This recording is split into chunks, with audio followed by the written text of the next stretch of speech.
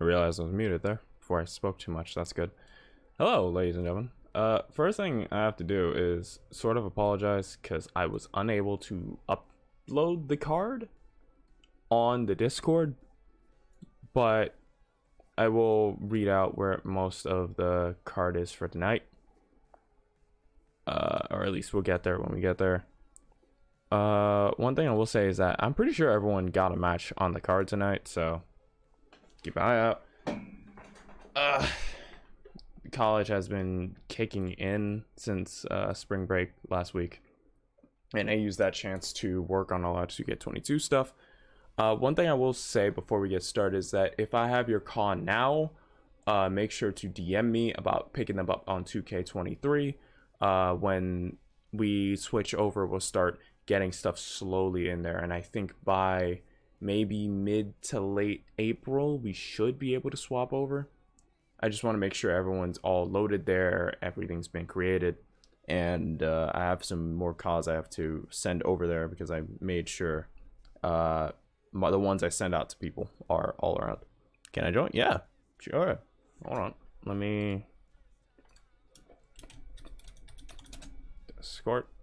All you have to do is join the Discord since I already know you, and pretty much just straight up DM me since you've been here like constantly. And I've been to your shows constantly. Like, you can just tell me which call you want me to drop in, and when we swap over 2K23, or we can get them in 2K22. It's your call there, because soon we will be swapping over. So I guess it's your call of which you're gonna have. Yeah, because you've been here for a while, you can just join using that link, and you'll pop in. We can say hi, and you can just DM me about getting your call in here. With all that said, alright, so what was my brain trying to load up information wise? But yeah. Burp. But yeah, essentially we'll be moving everything to get 23. I want to say mid to late April. I want to try to delay it a bit, but I feel like the second half of the best of 7 series between Polo and Legacy may be our transition rivalry from 22 to 23. We just have to get both of them in. I already have Legacy. I have to remake to Tutton and everything there. So I'm hoping mid-April everything should be there. So if you want to return DKW, this is your notice. DM me, let me know. And if you're one of those people who dropped off the cause and kind of disappeared, it's going to be a bit harder to get your call back in because, you know, you just straight up disappeared with no say. And I haven't really heard much. Some people are in the Discord but never really speak, you know, stuff like that. So I want to make sure you're actively still here. The announcement on Serp pretty much covered my feelings about that bit. But with that all said, let's turn the music up a little bit. I might have to turn it down a little bit, just right here. Maybe just bump it up a tiny bit. There we go. But yeah, with that, I'm doing the same thing, not gonna lie. Yeah, since like the EFED scene is one of the few scenes where a lot of people kind of jump in, drop their calls off, and like disappear and kind of expect you to have them and keep them there and wrestling, when in reality, you know, it's kind of the situation. You know, if you're not here to watch your character, we only have 100 character slots, and some people are here week in and week out. If a character who owns a title shot but the person isn't here to actively see that, what does it matter, you know?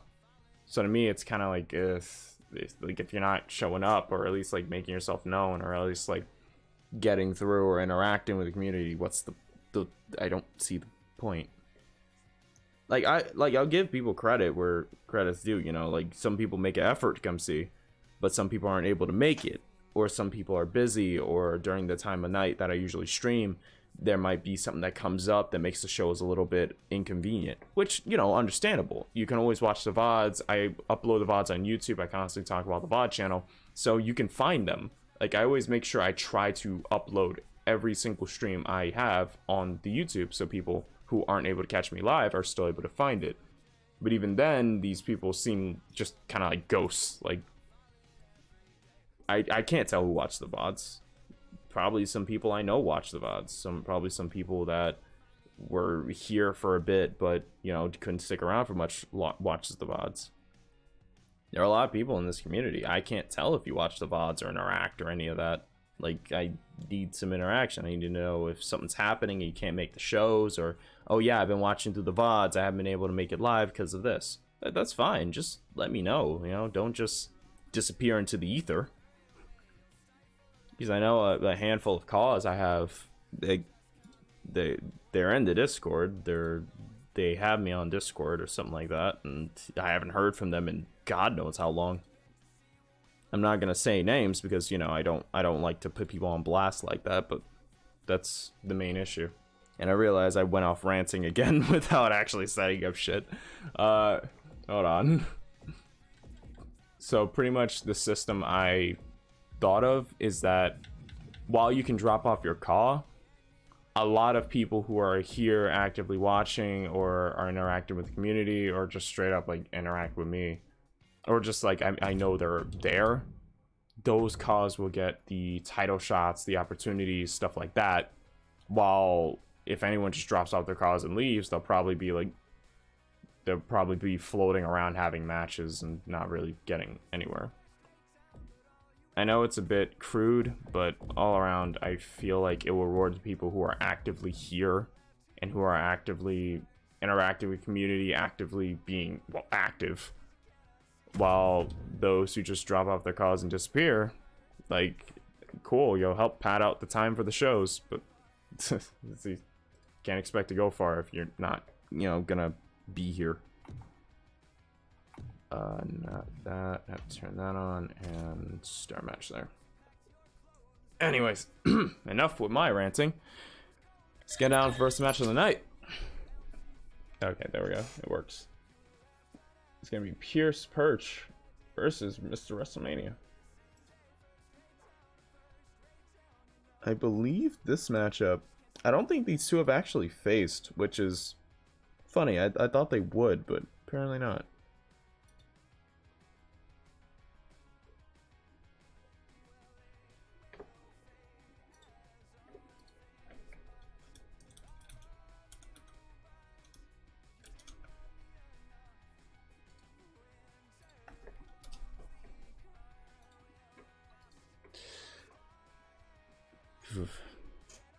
Also, Aquatico is not here tonight. I'm not sure if he's busy with something. Since the shows have been inconsistent, it's been harder and harder with college and everything. So I'll DM him, see if he's able to. If not, that's completely fine.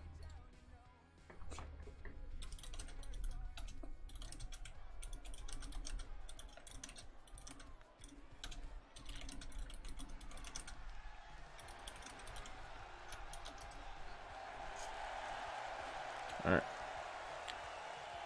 Pierce Perch making his way to the ring. That, and I'm hoping with 2K23 I should be having an easier time with college and work. So I should be able to do a bit more when it comes to the EFED and all that. Kind of do what I did with 2K19 and 22, early 22. Weighing in at 242 pounds, the Assassin, Pierce. Also, let me know if the stream is like coming out smoother. I tried limiting some of the things I usually use, so like putting CPU limitations and stuff like that, so OBS and the game have a bit more resources to farm off of. So some things may seem a bit different.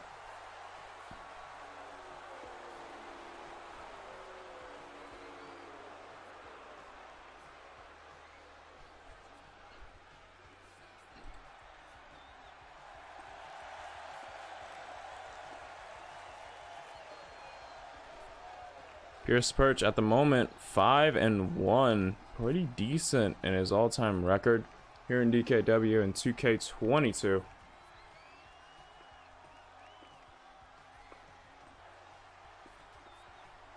Not a bad record at all, but right now he is taking on a challenge in Mr. WrestleMania. And speaking of the blinding man, ladies and gentlemen, put on your shades, because you might need it in a sec. We just slip these on. Yep, there we go. I should reiterate, we at DKW are not responsible for any loss of sight that you may see staring at this man.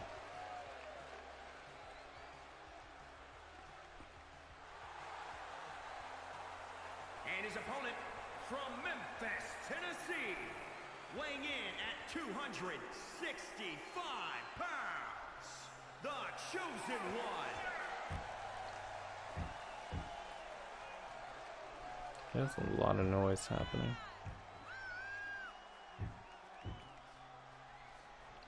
I'm not sure if that does it pick up on the mic.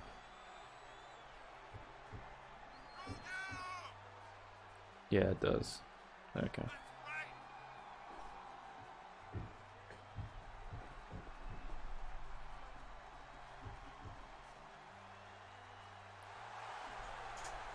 A little bit, not too much.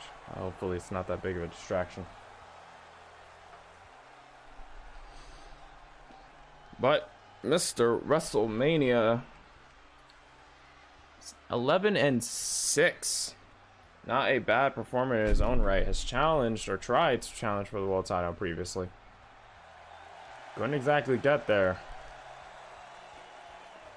But has been trying to rebound, keeping his decent score, win-loss alive in transition period. Pierce in one corner, OBS in the other. Ref rings the bell, and here we go. Both men in the ring for the first time. Quick jab, or at least I think for the first time. I could be incorrect about that. Throwing his head to the turnbuckle, right hand. As he rolls back in, sends him across with a monkey flip. Tries to drop the knee, but Pierce moves right out of the way. Calling elbow again, brings the head in. Suplex. Rolls over. Second one hits the mark. Rolls over for the third. Shout out Eddie Guerrero with a kip up at the end. As he lifts Mania up to his feet. Coquita clutch. Really locking in the arms, but an elbow to the jaw. He's gonna have to do a little bit more work on the head and neck before he can get a submission that way on Mr. WrestleMania. Mania drags him over to the corner, snake eyes. Rolls up to his feet. Calling elbow once again. Sends Pierce off into the corner. Right hand from Mania pops in for another monkey flip. Both these two starting the match a little bit slower than usual. Mr. WrestleMania wrestling at his own pace. Pierce usually a lot faster to get on offense. Picks him up and Fisherman's Brainbuster. Picks him up once again. Whips him right out of the ring all the way to the floor and takes off for the springboard senton. Slamming his arm on the mat. Rolls through. Sling blade. Gets him back up on his feet. Calling elbow again. Sends him straight into the stairs. Gonna cause some troubles breathing, but apparently it's no problem to Mr. WrestleMania. A little spinneroonie there on the outside, but Pierce. An electric chair sidewalk slam, maybe? Transition into it. Okay, one rule I am going to say about 2K23 is that this move right here, the wrist clutch assault, I know it's a fun move, but only 2 people on the roster are allowed to have it. Like, if I see, like, first come first serve, 2 people can have it as something or just as a move, but for the most part, that's it. Like, it's gonna be banned next year. For the most part, it's gonna be limited, and if I see it too much, I'm just gonna outright ban the move. Like, I'm gonna switch it to something else on everyone's character. Like, because God knows that move is, God, it was so used. It's one of those moves that just became more and more used so fucking often. It's ridiculous. Like, don't get me wrong, the move was cool, but then everyone started doing it, and it became the new Irish whip, but more annoying. Springboard Phoenix Splash. This is what I mean when I said Pierce was a little bit faster to the draw. Now using that speed, using all the pressure, that explosive fighting style of his, to try and keep Mania grounded, but Mania breaks out of it. Gone elbow. Pierce trying to initiate it. Oh, Mania springing off the ropes. Lariat finds the mark. It's over to the ropes. Drops the elbow. No, Pierce rolls out of the way. Right hand. Ball hoists him up on the shoulders. Back to the turnbuckle and sends him towards the center of the ring. Up to the top. Split-legged moonsault. Hits the mark. Hooking the far leg now. We got 1, 2. Oh! Almost a 3. I thought it was over right then and there, but Mania getting the shoulder up. Spears takes on to the top. Tries to go for a big leg drop. Quick jab, gets him stunned. Returns the left hand.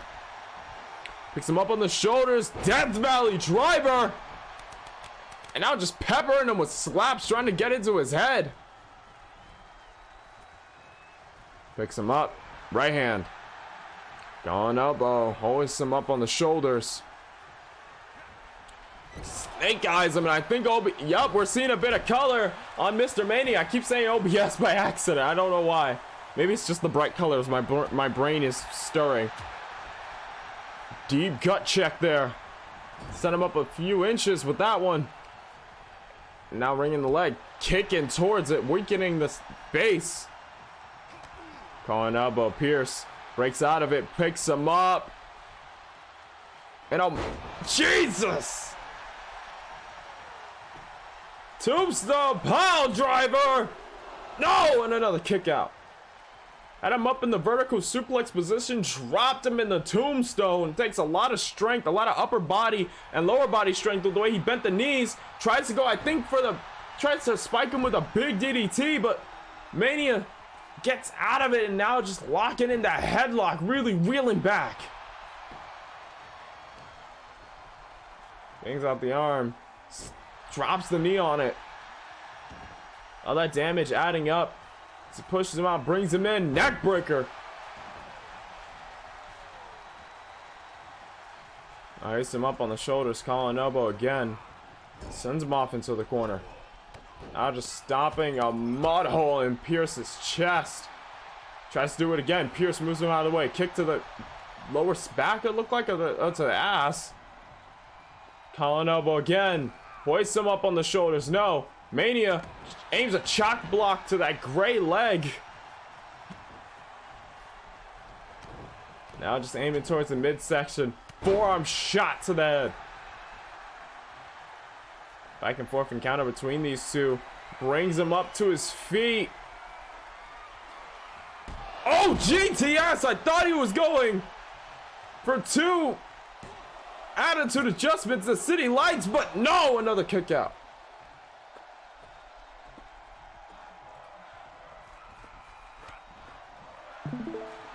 What's going on, Jerry?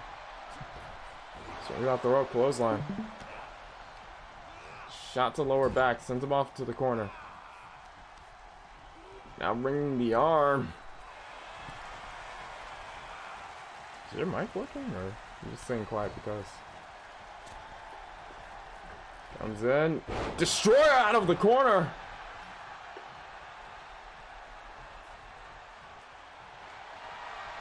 Brings him the leg, steps over. Looking for the... a bit of a sharpshooter variation here. Doesn't have him completely on his stomach, but has him off to the side. Maybe to weaken the base, the legs, maybe the midsection a bit. That's effective, brings him up. Quick jab. On elbow, hoists him up. Plants his lower back in the corner and sends him toward the center of the ring. Now the headlock applying even more pressure.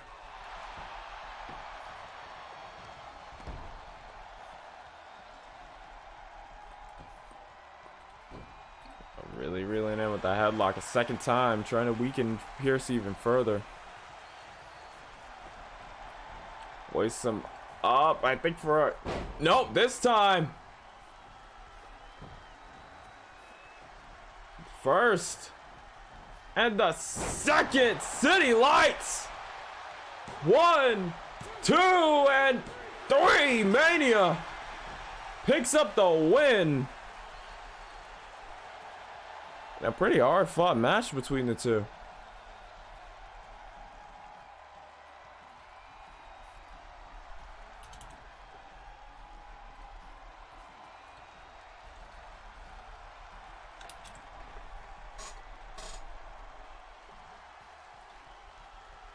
Impressive match between the two to open the show. So I'm gonna keep it real with you. Oh, there he is. Originally, I was gonna come in and make a joke, right? It was gonna be something along the lines of, I don't wear a condom like I'm trying to catch them all, right? It's gonna be something along the lines of that, right? But I was trying to find a way to work it in there. So I was thinking, and he said, "Is your mic working?" And I was gonna say, "No, my mic's fine. I'm just thinking at the moment." And then my mic stopped working. So it was just a series of unfortunate events. Yeah. Damn. Or did you catch them all? Did you complete the decks? What's going on? I completed the decks alright. Hey, yo. National decks. National decks, Kalos deck, Hoenn deck. Which one you want, bro? I got them all. Like something else, but we ain't talking about that one. I mean, I'm good, but damn. Alright. Also, your boy did not get scammed. My shit came in the mail like yesterday. Alright, cool. That's good to know. Now that poor dude though, I know damn well he is crying when he saw the fucking price jump.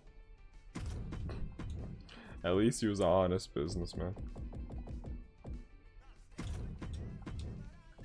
Oh yeah, no, like there's been a bunch of times in the fucking Yugi community where like people would just tell you to hold that shit. It's like conveniently we ran out, or conveniently it got lost in shipping. Damn. I remember like the funniest one someone posted was that like some like a card where it went up like I think not even like a full $2. I think it was like $1.50 or $1.20 something like that, right? And the dude just cancels the order and it's like, sorry man, I gotta make my extra $1. Bruh. It is he canceled a whole ass order for $1. $1.20. Yeesh. Now, see the crazy part, if you're running a business, especially like a small like self-owned business, 10-20% you should not care about $1.20. Yeah, you should, like right now that focus should have been on, okay, if I sell to this guy and make sure it's good, he's gonna come back. So I want to make sure that these motherfuckers are enjoying the store and everything here, so they constantly come back and I can keep this place open. Well, not only that, like if like people are gonna recommend you, it's like, oh yeah, I buy from this guy a lot. He's pretty trustworthy. Yep. But because immediately that dude like he told someone pretty big in the community, and they immediately put his ass on blast. And I'm guaranteed no one fucking buys from him anymore. Or if they do, that shit's like barely. Yep. Like, come on, man. Like, you're a small, like, if you're a big business and this happened, it can be something that's like, oh yeah, you know, it just gets swept under the rug, because you know you're a massive fucking business already. You already have tons of other people. Even if one bad comment we ran comes our copies. My bad, chief. Yeah, you could just hit him with that. But you're a small, most possibly self-owned business. Your fucking idea should not be hey, let me get this dollar, let me get my bread up. It should be, hey, let me make sure these people actually come back so I can get more money and more business when they tell their friends. Also, he was unverified also, so like that shit also definitely affected it because like now it's gonna take longer for him to get verified because I'm pretty sure that shit's like review based. Oh nah. He really did just fuck himself over. Hope that extra dollar was worth it, homie. I don't know, maybe he need that shit like fucking pay off rent or something for the month. Bro, nah. You know what kind of situation you gonna have to be in for $1 to make the difference between hitting rent and not?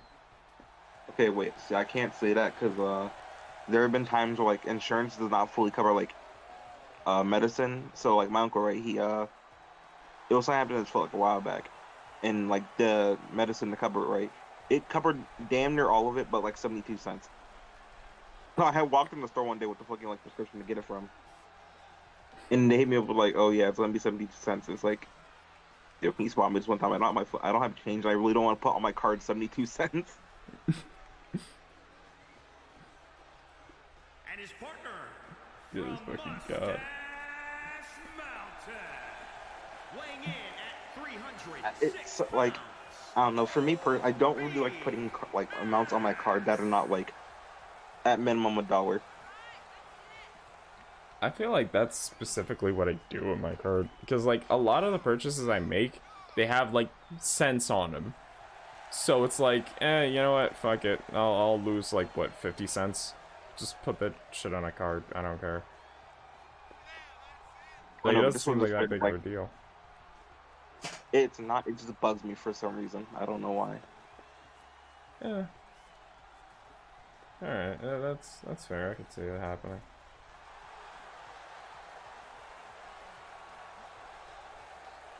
Yeah, but I ended up just going like back out to the car and it's grabbing like some loose change.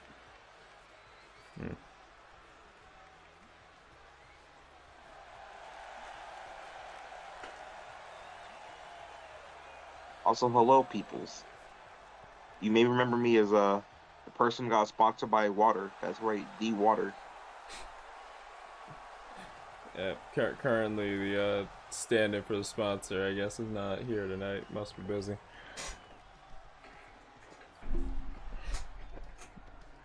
Right now, Tornado Tag Team match. Jotun and OBS.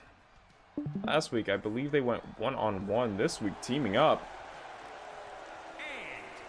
I'm gonna keep it a buck, chief. I have no clue what the hell is happening, so I'm just gonna guess everything out from here on. So we have a fucking Viking war chief heading out toward the ring right now. Well, nah, I'm not gonna make that joke. But this is Will Ospreay. Used to be known as the aerial assassin of a faction in Japan called Chaos. Now runs his own group under the banner the United Empire. And I'm sorry, did you say aerial assassin? Yes. His big ass was not flying, you fucking liar. It was back when he was a junior heavyweight, cause so slow down. Okay, I thought you meant he was flying with that same body he got right now. No. That was back when he was like smaller. Now he's known as the Commonwealth Kingpin. He still does the athletic stuff, like he still jumps around and, you know, does high fly stuff, but it's not as crazy as it used to be. Okay, and we got Black Bane pulling up. That is Dwayne. I'm pretty sure he was around when you were last commentating. I don't remember, honestly. Big guy didn't really win many matches. I feel like he fought El Polo Loco. He did. Okay, yeah. Yep. Speaking of Pollo Loco, did we get that confirmed yet? We are slowly working towards a mutual agreement. Pollo Loco, we need to go through some stuff, but we did get a Popeye sponsorship to tie us over until the new theme. I bet. Okay, and on the other side we have a literal Norse giant and some other dude. I'm curious of how we got this other person. So that other person is OBS streamer turned professional wrestler. I was talking about the Norse giant, but okay. Oh, the Norse giant. One of our scouts ended up going to Jotunheim. Picked up a few people. He heard Cavalry walked there. It's more like he teleported there. Our scouts have this weird ability to just jump between dimensions to like grab people and like enlist them or just go, hey, we have a wrestling federation, want to be a part? And most of them just kind of end up going, yeah, sure. I mean, that's how we got Jotun Queen Mjolnir. And funny enough, if I remember right, he heard about Jotun from his time in Jotunheim, but he found him on Earth, just working at a Hooters. Don't ask me for the logistics on that one. All I know is that he enjoys his job and just did a fucking springboard out the middle rope. Kick out of one though. Yeah, his back is broken. Dwayne is taking a lot of damage though. I'm not sure how well he fares against someone bigger than him.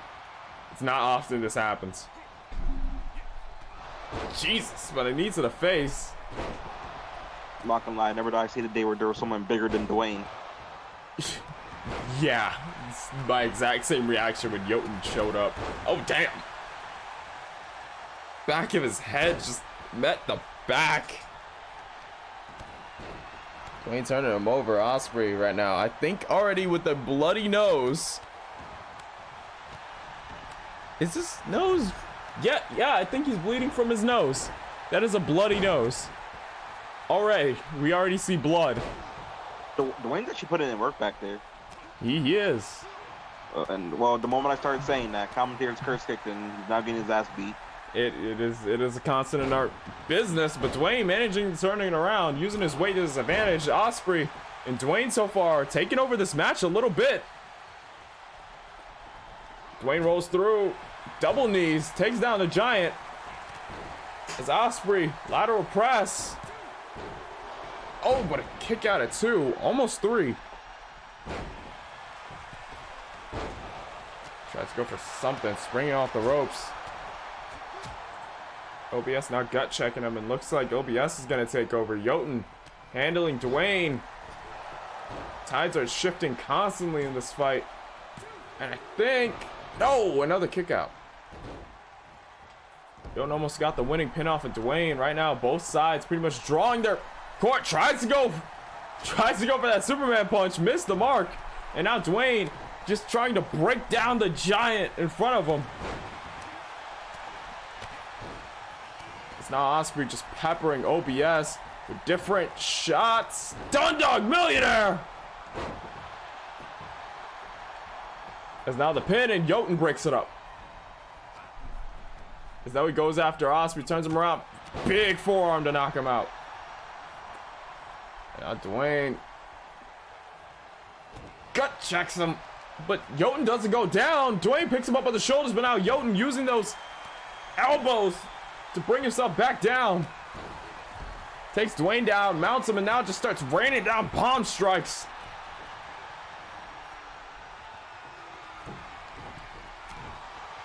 Tries to turn him around. Dwayne reverses it. Inverted 450. No! OBS fights out of it. These kind of matches are hard to commentate because there's so much happening at once. But it looks like OBS is taking Osprey for a spin. And he just helicoptered his ass. He just helicoptered his ass. Count of 2, kick out. Wait a minute, Jotun pinned and OBS breaks it up. Now OBS in trouble. Big bang! Hooks the foreleg on OBS. Count of 2 and no, OBS kicks out. Osprey now taking on taking on Jotun. Bit of a size difference. I think OBS matches Dwayne actually in height and build, actually, now that I think about it. Holy shit, wait, how did I not notice that before? Lateral press. Another kick out from Jotun. But yeah, I never noticed OBS and Dwayne were actually like the same size. Shit. No, it's one of those things you don't really know till you put them next to each other. Yeah. It's like now, like looking at both of them, like Dwayne has a slight height advantage, but mainly it's. Oh Jesus! Jesus Christ! That is your partner. What the hell? Lands the OBS on him. I guess it gets the job done. Oh, kick at it too. It gets the job done. Not sure how safe it is, but it got the job done. Rolls through. Oh my God! What in the world? Now, jeez, hooks the knee right into the jaw of Ospreay. Now tables have turned again. Ospreay and Dwayne both working together. That was Dwayne. Pins OBS. Count of 2. No, and another kick out. Ospreay trying to keep Jotun out of the mix, trying to keep him away from his partner, so he's unable to help. And OBS gets whipped to the outside. Shot across the eyes. And now back first on the edge of the ring. Ouch. Ospreay inside the ring, focusing on Jotun, trying to get the big giant out of this equation entirely. Snaps him down. Corkscrew roundhouse kick on the jaw. They're swinging to around like ragdolls at this point. Yep. And now Ospreay looking for that sunset DDT. No! Gets backdropped. And now Jotun ascending to the top rope. Ospreay in a seated position. Don't do it. Don't do it. God damn it, he has a family. Oh my God. Double axe handle. Hooks the front leg to take him out. Dwayne rolls in the ring. Breaks it up. Oh, jeez. Big boot takes him down. Now Jotun, big knee. Shoots the man's head in the other direction. Now turning tail back to Ospreay. Ospreay whipping Jotun out of the ring. OBS finding his dance partner in Dwayne.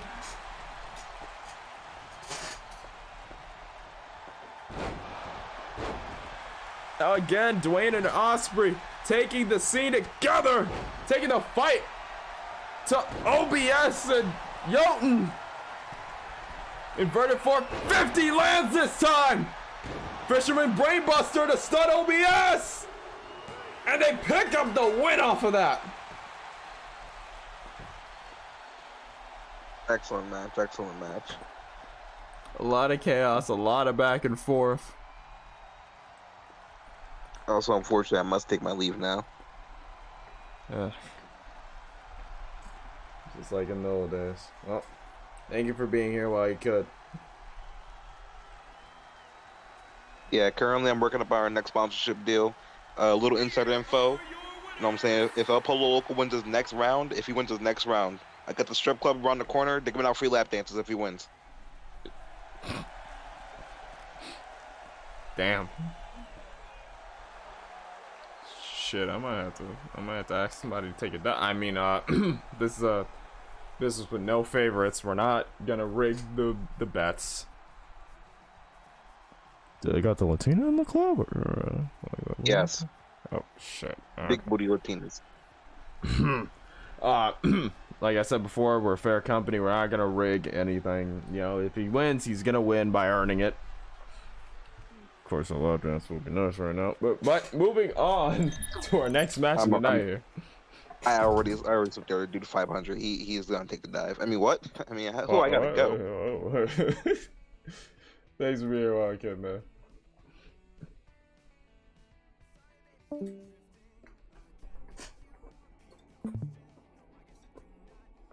Bit of an incurring coding overload. So what's causing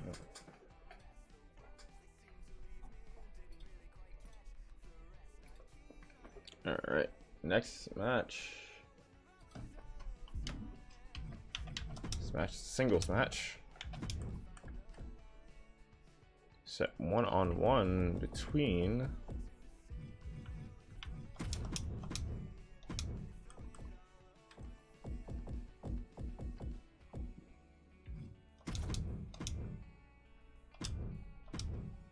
let me do this, swap to this, do this, do this, do this. Our match of the night, May taking on Lilith Knight 1-on-1.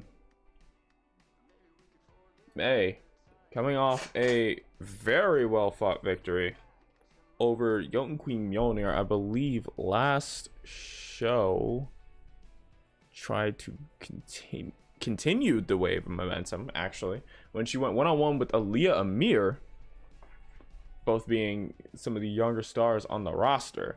May and Amir would go on to have a really good match. Episode 18 of DKW. I suggest watching that match, because that match was legitimately some of the most interesting back and forth I've seen from some of the younger stars in this company. So all around, very well done between those two. May would come up with a win, pretty much turning her momentum around. Now, first time taking on Lilith Knight one-on-one. These two have not crossed paths in the ring one-on-one ever in DKW. So this is going to be an interesting little one-on-one to set it.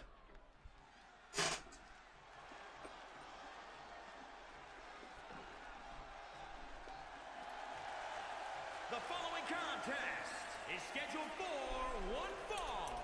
Making her way to the ring from Khartoum, Sudan, the Savage, Princess May. The Savage Princess May made her debut. Things did not go her way for a while. Loss after loss on her record, but with every loss, she came back stronger and stronger until eventually earning that first win over Jotun Queen Mjolnir, riding that momentum into a second win with Aaliyah Amir, and now looking to turn the tides against someone who knows a lot about wrestling, very skilled in her own right, won world championships almost everywhere she's gone. This is going to be a tough challenge for her. From Chicago, Illinois, Lilith Knight. Lilith Knight, like I said before, won Women's World Championship gold wherever she goes. Her repertoire speaks for itself. Multi-time VDW Women's Champion, multi-time MEW Women's Champion. I believe in SGWF has won titles. I can name any promotion off the top of my head, and Lilith has held a title there. Hell, IWCF, TCWF, I could name it. She's probably won a title there. So all around, Lilith, the undenied vet in this match, May is going to have her... Well, it ain't going to be easy. That's the easy way to phrase that. It will not be easy. But nothing in this company ever is. As May approaches, opening up with some of those kicks, using her legs. Lilith, a bit more of a technician in her own right, wears the opponent down, breaks him on over time, and then sets up for that dangerous GTS. May, usually a lot more of a striker in her own right, using those legs to brutal efficiency. So the main name of the game here is, will Lilith be able to wave the storm, maybe to lock in a submission, maybe to go for really anything, or to just hit the GTS and call it a day? I think it's the main clash of styles here, as May is more of a striker, will wear you down with hits, kicks, and whatever, and then when she hits that, well, Princess of Kicks, as she calls it, the multiple roundhouse kicks into the head tap, it would definitely wear you down. As now Lilith locking in that arm bar, trying to slow down momentum as May works her way out of it. Lilith ducks the kick, lands one of her own, springs off the ropes, moonsault, no, hits nothing. Multiple kicks. May was smart to move out of the way, and now using those legs to efficiency. Springs off the ropes. Pele kick connects between the eyes. Heads up to the top rope. Turns around. Moonsault from the heavens. And square on the midsection. What is all that noise? Kind of wanting a kick out.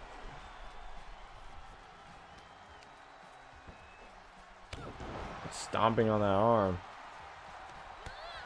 May primarily focused on using those legs, as you could see there with that counter. So if I was Lilith, And I definitely don't think I have more knowledge than the vet. Oh, both of them meet in the middle. Lilith stops the kick this time. Bit of a back and forth broken there. But if I was Lilith, first thing I go for, work on those legs. The more hurt your legs are, the less likely you are to kick the consciousness out of me. It's like with a broken hand. You can't punch at full strength with a broken hand. But Lilith the vet here. Lateral press and a kick out at 2. Might not have been enough to take her out, but it does expend energy every time she has to kick out. And stamina is a big thing when you're in a wrestling ring trying to go 10 to 20 minutes. Good play on her so far. Forearm. Taking through the ropes. Low hanging stunner. May hopping over the top, landing on her feet. Reel the legs back, and now May focusing on Lilith's legs. Tries to go for a standing shooting star. Lilith counters with the knees. Grabbing that knee a little on her way up, though. That leg wrench from earlier did something. Oh my god! And she runs her right into the ring post.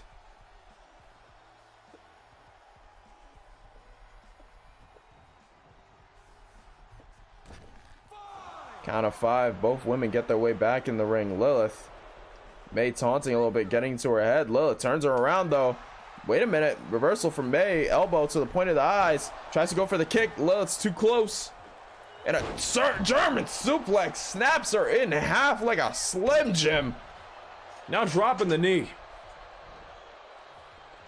Walks her right back up to her feet. Right hand, left hand. Right, just mixing them up. Double palms. Turns her around. Tries to go for more, but catches an elbow straight to the face.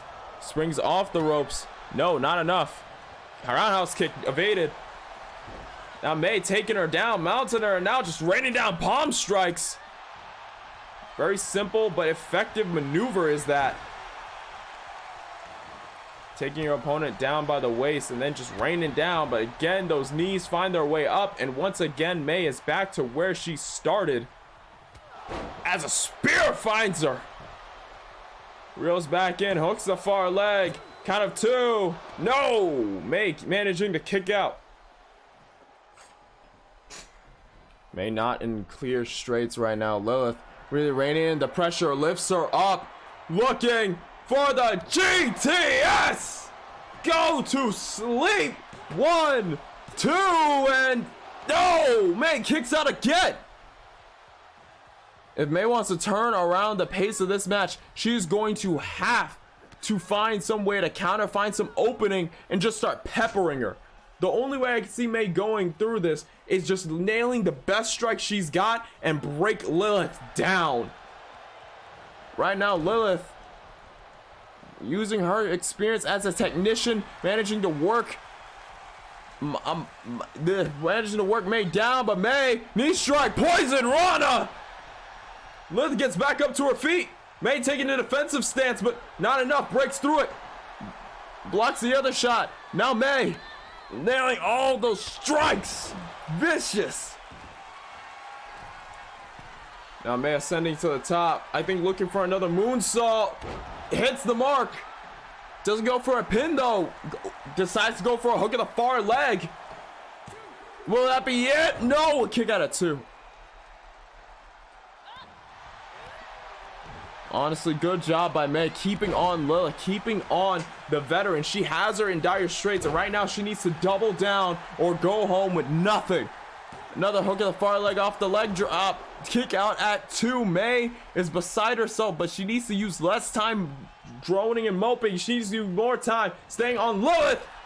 Moonsault kick. Lands off of Lilith. Stuns her. Pele kick. No. Lilith moves off to the side. Now raining the arm.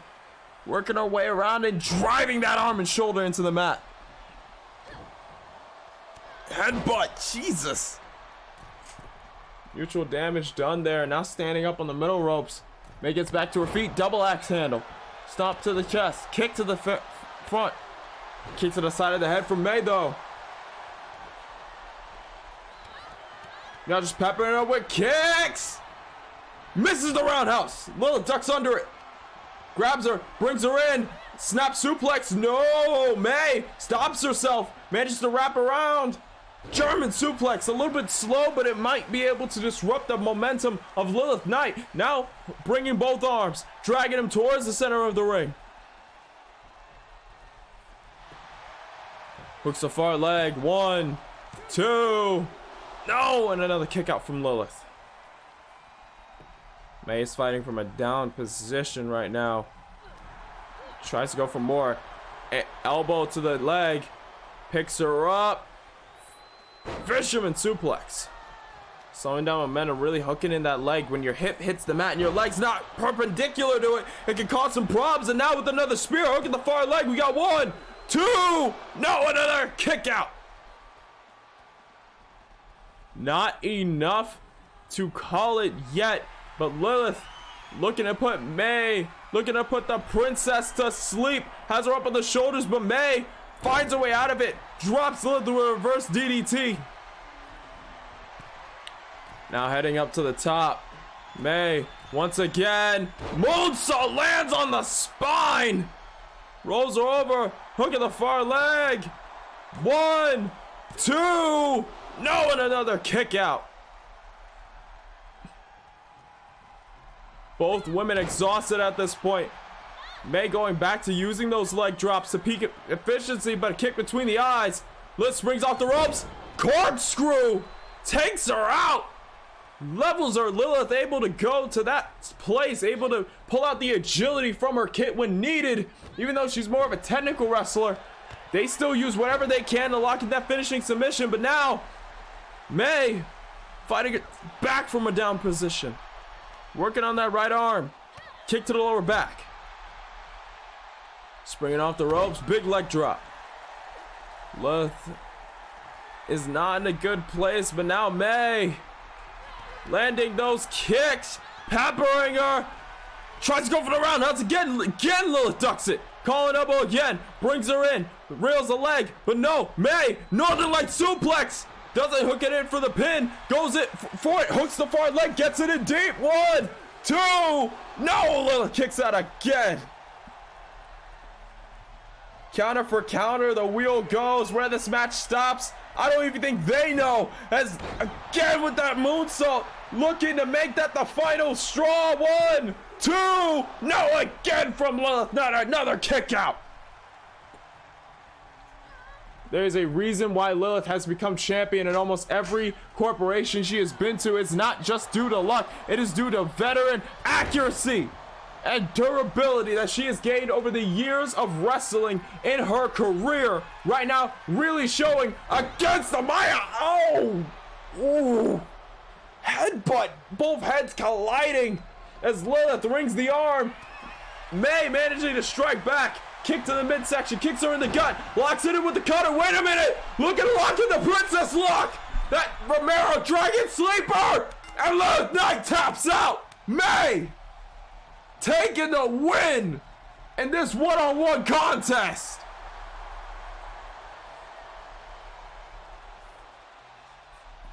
A hell of a damn good showing from both women. A hell of a one-on-one. Just popped the knee and we thought that would be it, but no, May managing to kick out and still keep fighting. Her durability has to have gone up tremendously, running that gauntlet of losses against all those different women. Now turning it around and, dare I say, on a winning streak of sorts. Lost 4 matches in a row, now wins 3 back to back.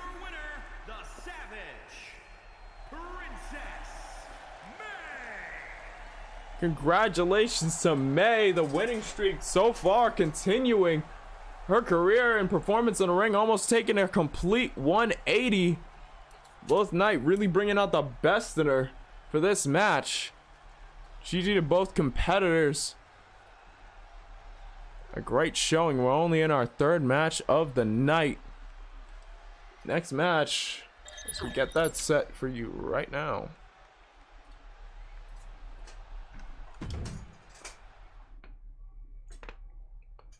Oof.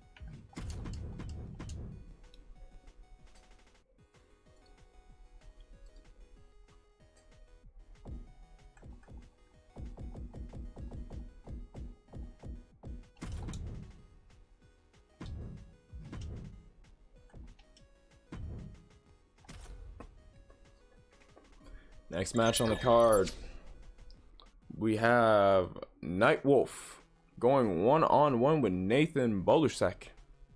I saw a cursed call in 2K23. What did you see?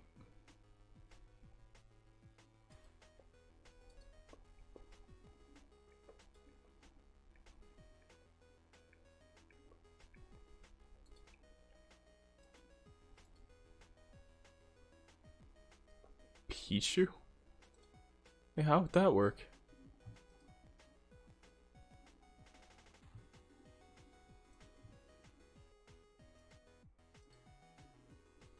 How would Pichu work? Hold on.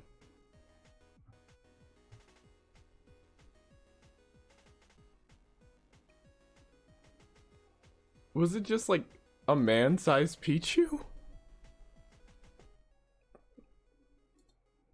If so, that's terrifying. Yes, that's actually just... Why?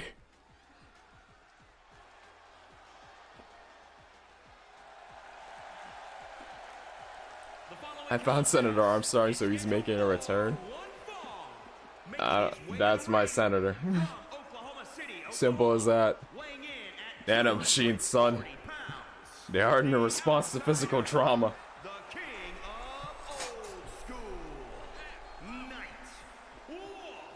I'm not gonna lie, I was a little bit upset when the 10th anniversary of like Metal Gear Rising Revengeance came out and it was just a sale.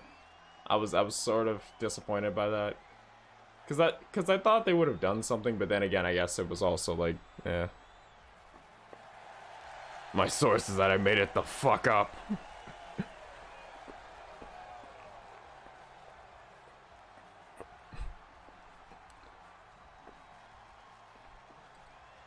I don't know why the auto mod caught that. I need to like check that because yeah, it shouldn't work. At least it should work, but it shouldn't be catching stuff like that. That stuff is whatever.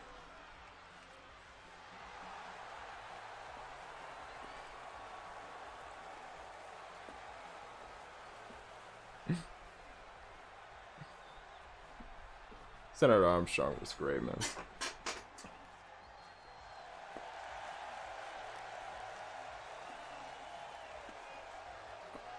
And his opponent from Baywood, Ohio, weighing in at 215 pounds, Nathan Balushek.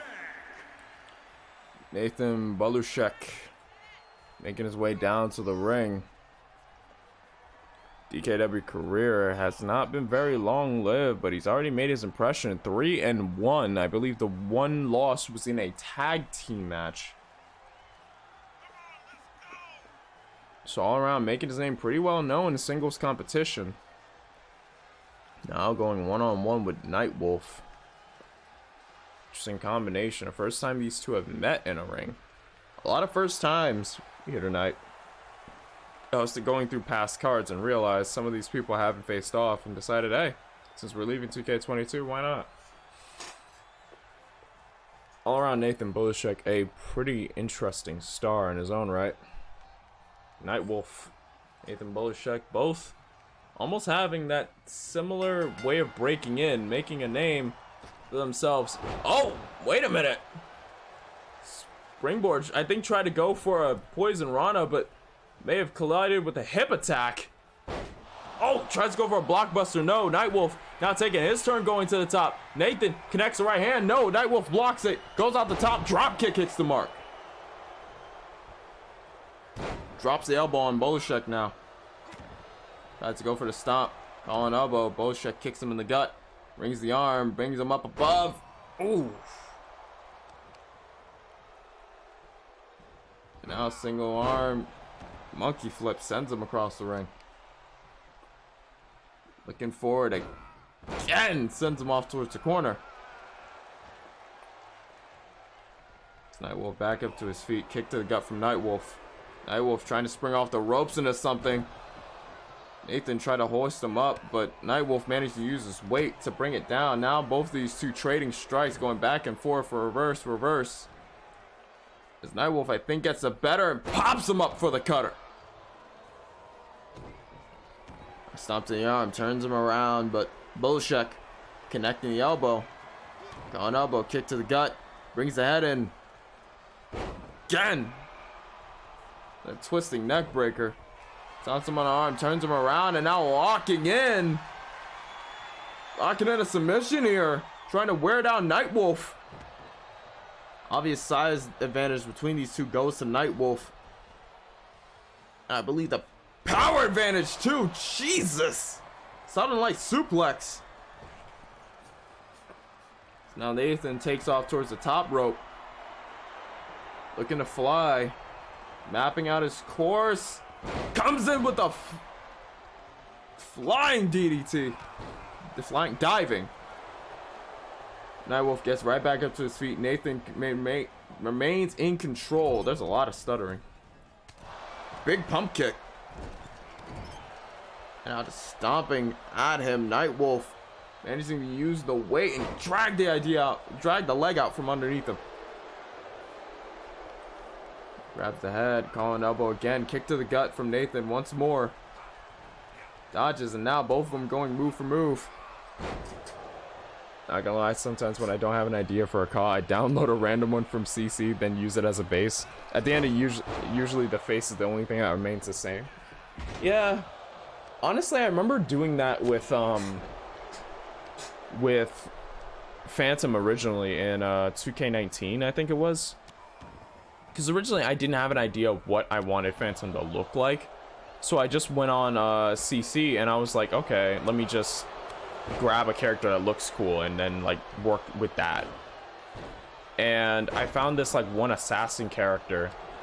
So I grabbed him, I changed everything else about him. Even the clothes were changed. The only thing that stayed the same was the face. I was gonna say the only thing that stayed the face was the same. That would have not made sense at all. My brain has a habit of taking words and switching their places in a sentence for no reason. But yeah, essentially that's how I came up with Phantom. And that's also why Phantom over the course of the games has changed his face constantly. Because while I did that for him in 19, in 2022 and in 2023, I didn't have a base for his face. Like, I legitimately made it from scratch. So that's why he looks super different in 19 than he did in 2022 and 2023. Originally because I started off with bases and then just made it myself. For some reason I wasn't okay with using just default faces. So yeah, I continue to modify them to this day. He's back up to his feet, calling elbow again. Shoots him off into the corner. Pops him up. And now, wait a minute. Inverted suplex. Brings him up and back down. Inverted Falcon Arrow into a suplex. 2 and a kick out from Nightwolf. Nathan can't believe it. Same, that's how I came up with Alice and Yuno in 22. That's fair, yeah. Honestly, I think it's a good idea for a lot of people. Sunset DDT! I think it's a good idea for a lot of people that... Hold on, 1, 2... No! And a kick out again from Nightwolf. It's a good idea for people who are, I guess, have a character block. Kind of like writer's block, where they're unable to... They have an idea of what they want, but they don't know how to make it. So I think, like, downloading calls off of... like CC and remaking them, or just changing everything about them so only the face is the same, that's fine. I don't see anything wrong with it. Honestly, I suggest it for anyone having like character creation block. Just grab one, remix it, and then from there just start taking it apart. Add what you want, take away what you don't. It worked out for me. Look at the far leg off of that blue thunder bomb. 2! No, and again another kick out. I have never seen someone pin somebody else with a blue thunder bomb, and I am convinced it will never happen. Wait a minute, Nathan rolls over, starts lunging those forearms. Nightwolf forces him off. Now going towards the ropes, maybe going to the top turnbuckle. Not sure what he's looking for, but he wants Nathan on his feet for this. Dives off the top, tries to go for a lariat. A little bit too close. Just go for a rear ace hold. Right hand. Backs him up. Now starts peppering him with the shots. And I mentioned them both because they came from the same. Really? Huh. I got the rope. Low hanging moonsault. Turns him over. And now looking to lock him in deep. Really reeling the head and shoulders back, but he was too close to the ropes. Ref's gonna call it.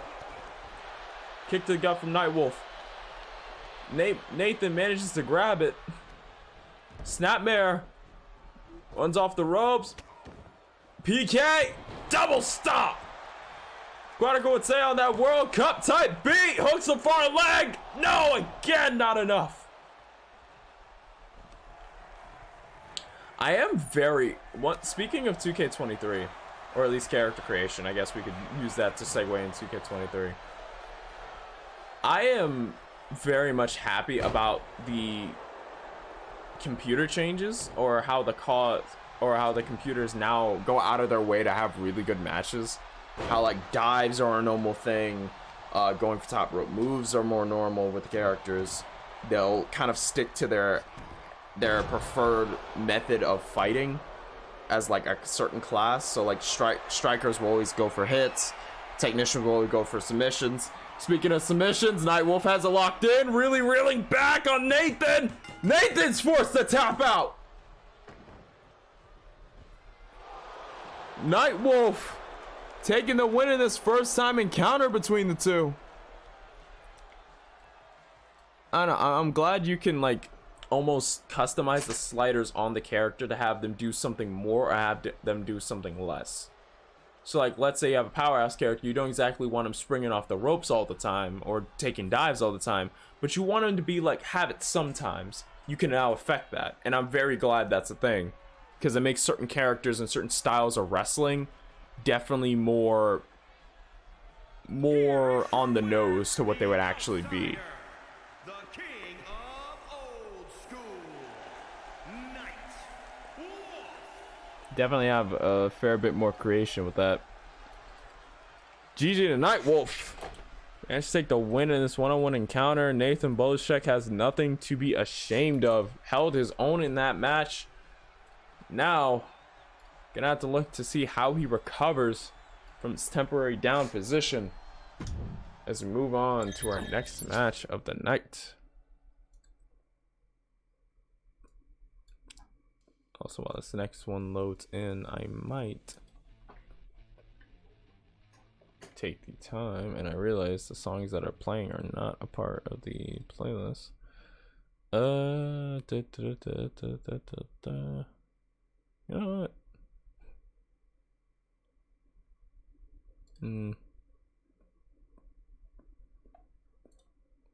Hold on.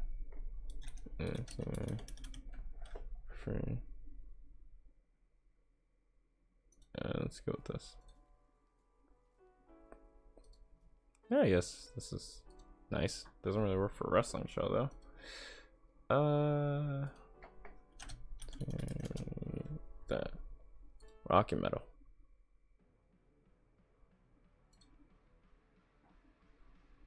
This works. All right. Let me get the next match all set up, and I'll go get some water very quickly.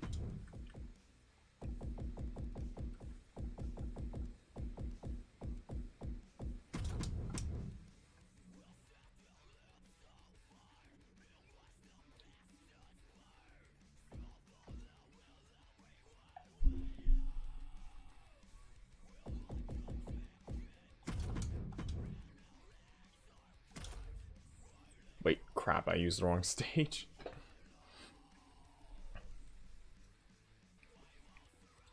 You know what? Screw it. We're gonna keep it on this stage. Marcus Azul taking on Gabe. Halloween Havoc WCW.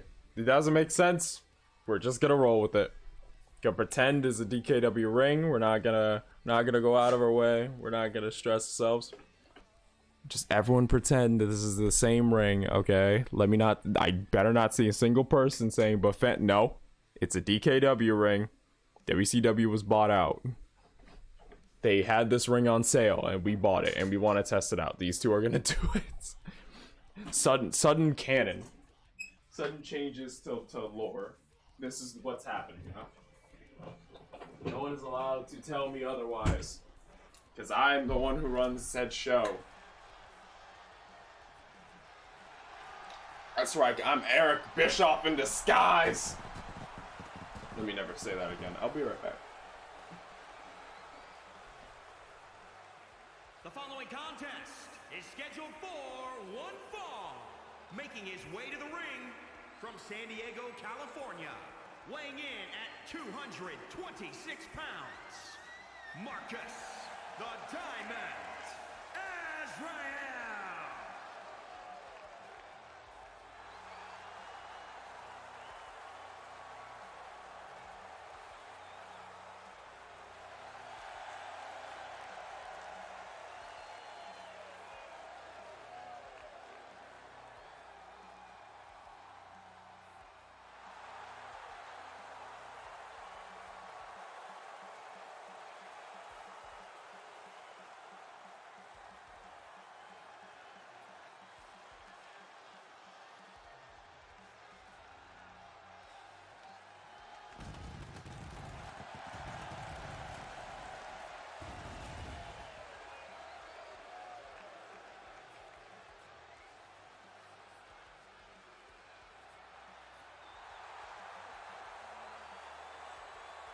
And his opponent from Kiev, Ukraine.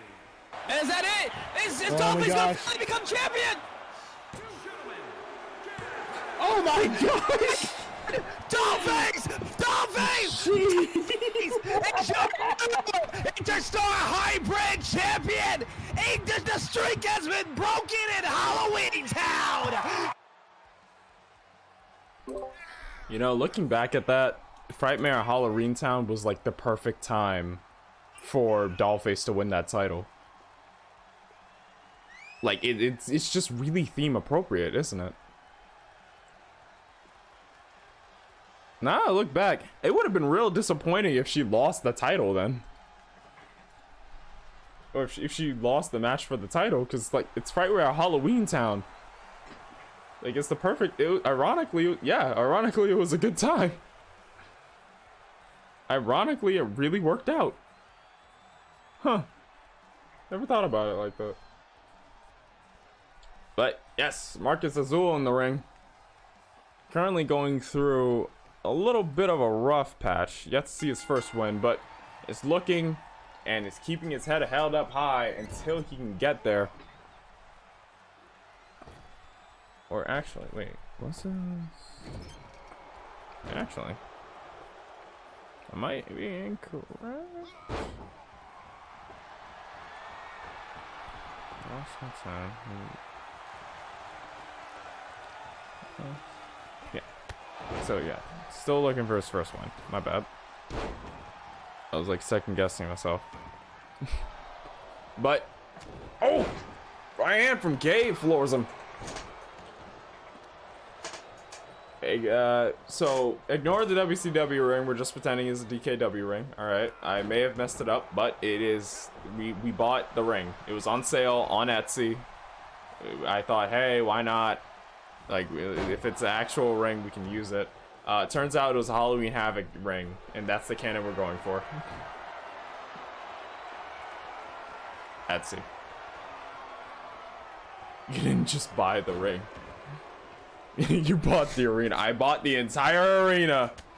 It was $5.99. I don't know who sells an entire arena for $5.99, but hey. At least it's not from Wish. Wish would have given me an actual action figure arena for $5.99. I bought this on a whim thinking, hey, well, if it shows up, it'll be a nice little ornament in the office. Nope, it was a full-on arena. I don't know who was selling this, but it's crazy. And Gabe kips himself right back up.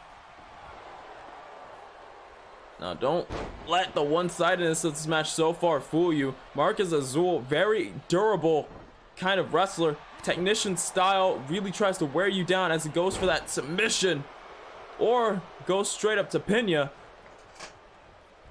He has the words best of the best written on the back of his shirt for a reason, and now trying to show that by earning his first win in DKW.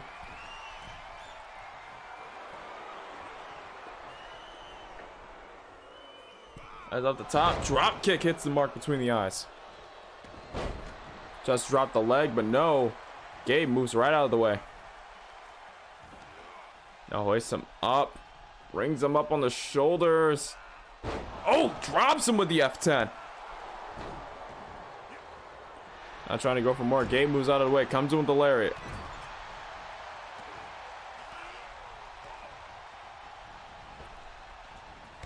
It comes in with the boot.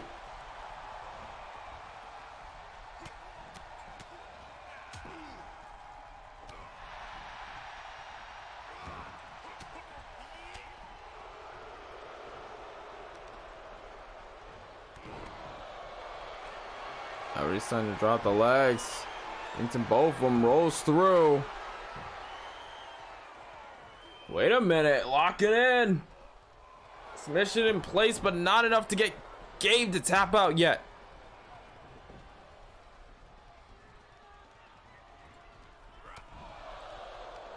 Currently going through some notes. I can't see chat right now. Not much. Count of 2, lateral press, and a kick out.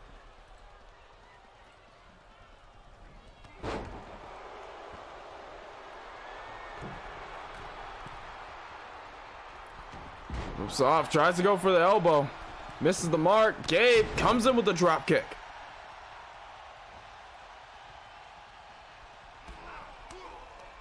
Starting to piece him up. Go bit for bit. Sweeps the leg.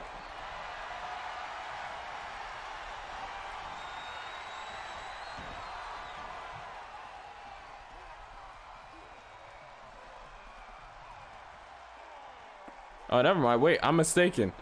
He has gotten his first win. It was last week over Will Ospreay. I am sorry. I am an idiot. I completely forgot.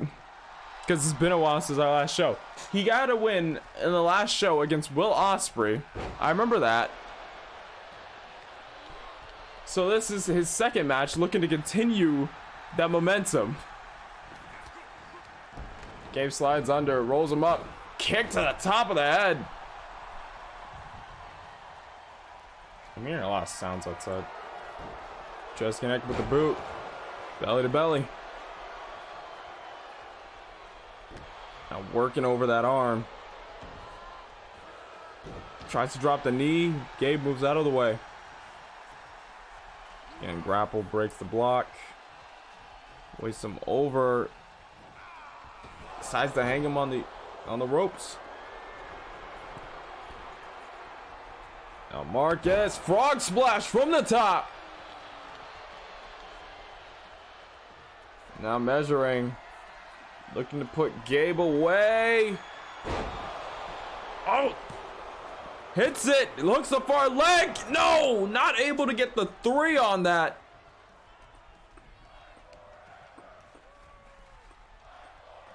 The crowd seemingly into this match. Drop kick to the side of that. Azul gets a leg grab, dragon screw. Picks him up. Jesus, drives that knee. Kamigoye. Straight to the jaw. And now, from the top. Somersault leg drop. Hooks the far leg. 1. We got 2. And a kick out from Azul. Azul. What? I'm so used to putting a D in front of it. It's weird. Springs off the ropes. Moonsault lands the mark.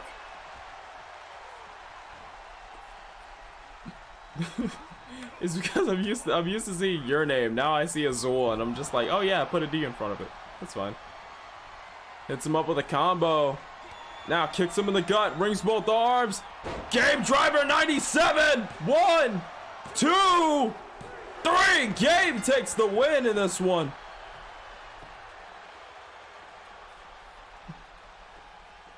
It's okay. I figures it's gotta be confusing. A fair bit. A fair bit. Both these men, a very well fought match all around. Both sides went back and forth until that final bell.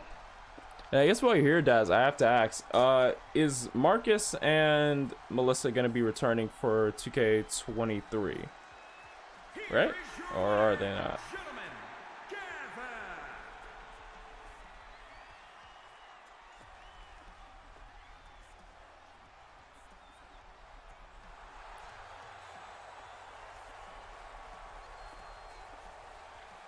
Yes, Stem need to make a Zul. Alright, cool. So I'll note that you guys are returning. Mainly asking people that show up if they're returning, because some people have reached out to me. So to those who have, thank you. You are what keeps DKW alive, because, you know, I'm not trying to have the entire I'm not trying to have the entire roster basically be, oh yeah, they showed up once, dropped off their car, and never came back.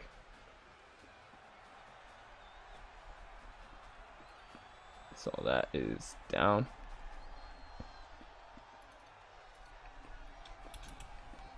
Gonna get that first win. Gabe moves up in wins and losses.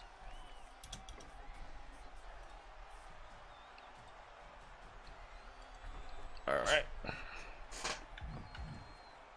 And now we move on to the next match.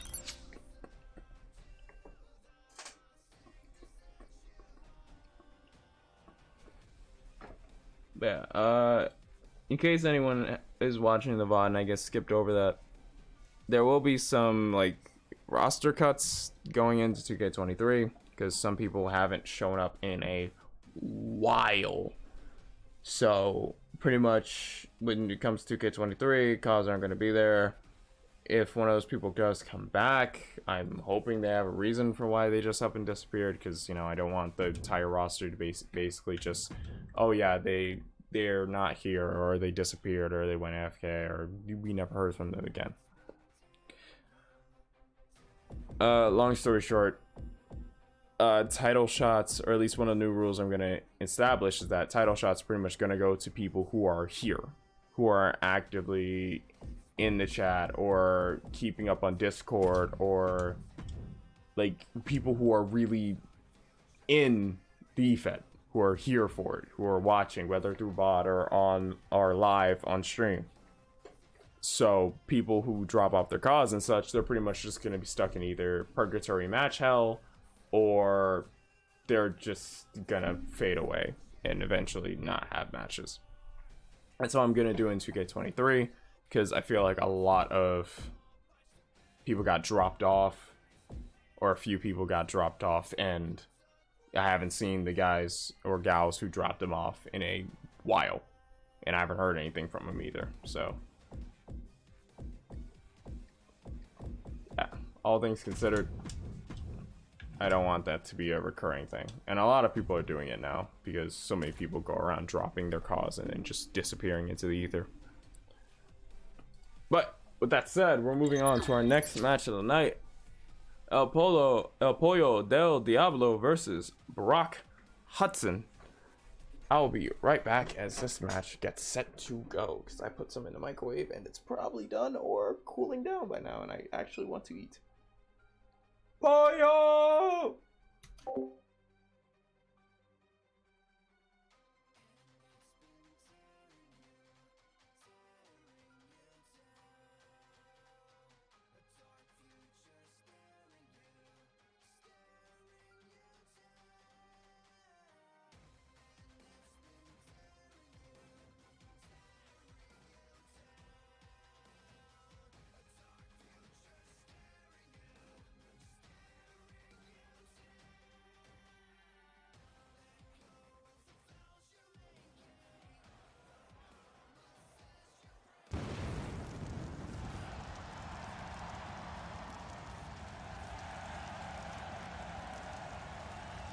The following contest is scheduled for one fall. Making his way to the ring from the pits of hell. Weighing in at 158 pounds, the Devil, Bird.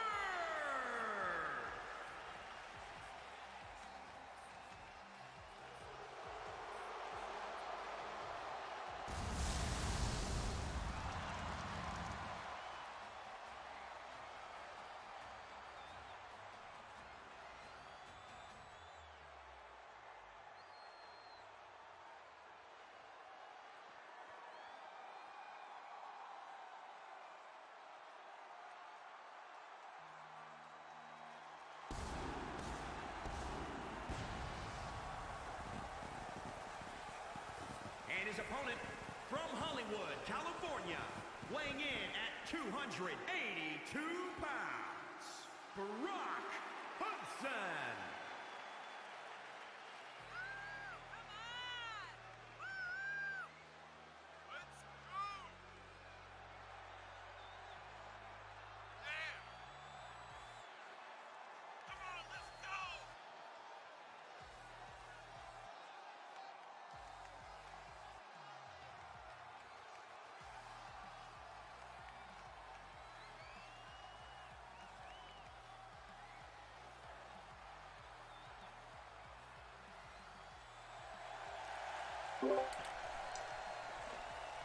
Brock Hudson in the ring.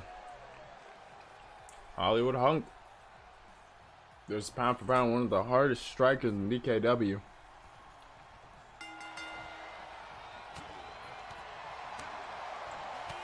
It's not the first time these two have been in a ring, but it has been a long time since they've been in the ring. Last year they had a one-on-one match.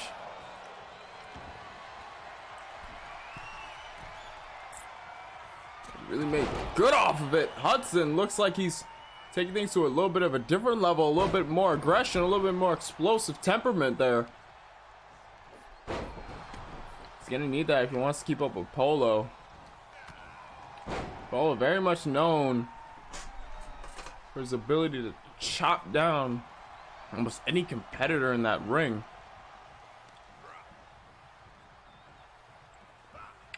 Polo, unlike Hudson, has never really had a chance to face the active champion at the time, so all things considered, you gotta imagine with the kind of score he's keeping, it's only gonna be a matter of time before he finds his way there, tries to spring up for a moonsault. After Finley gets caught by Hudson, now Hudson just ringing in that neck.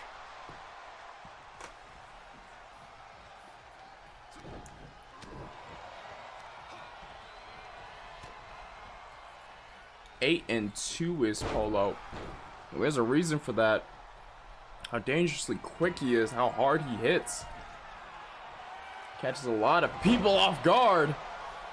This Polo, as the sleeves indicate, he has a pretty slim physique, but the speed and precision at which he throws those hands in, you would have thought it was a train hitting you. So now Hudson brings him in. Fisherman suplex though.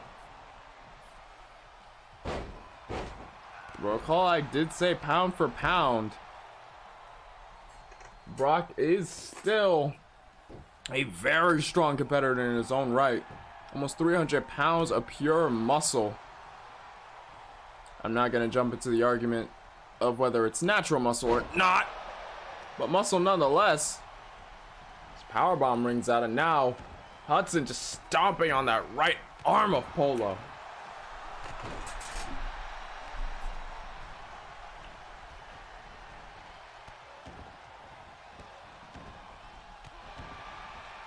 Also, if I go quiet, I am currently eating, so a little bit of unprofessionalism at the table, but yeah, I skipped breakfast today, so I need something inside of me. God damn it, why did I say it like that? Pause. God damn it.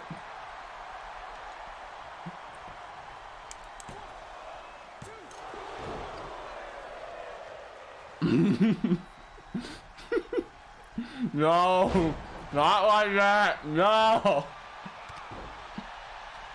not what I meant. Not what I meant.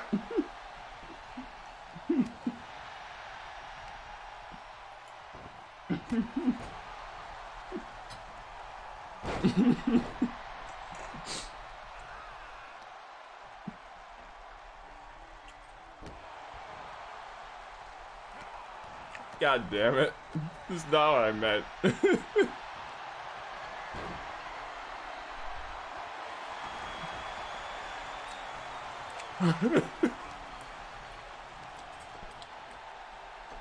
I thought this was a family show. I mean, it could be. Sometimes. Kind of doing a kick out. I mean, I didn't mean it like that.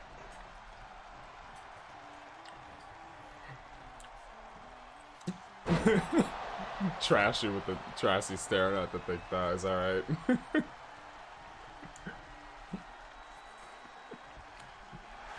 Felt like Lee got busted open, a swift kick to the side of the head. Back to a standing position. Some over the top, all the way to the floor. Now Hudson ran in the head and shoulders on the outside. Not much give on that mat. Now it slides over. Sunset flip power bomb on the outside.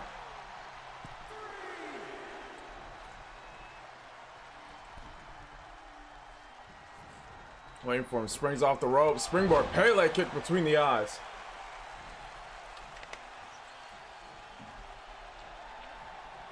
Grabs his head, moves him over to the ropes. Moves him over. Polo goes over the top, ducks under, rolls through, grabs him. Tiares now drop kick, springing up to his feet. Impressive agility from Polo as always. Now hooks the far leg. 1, 2, and a kick out from Hudson. Not enough to put him out yet.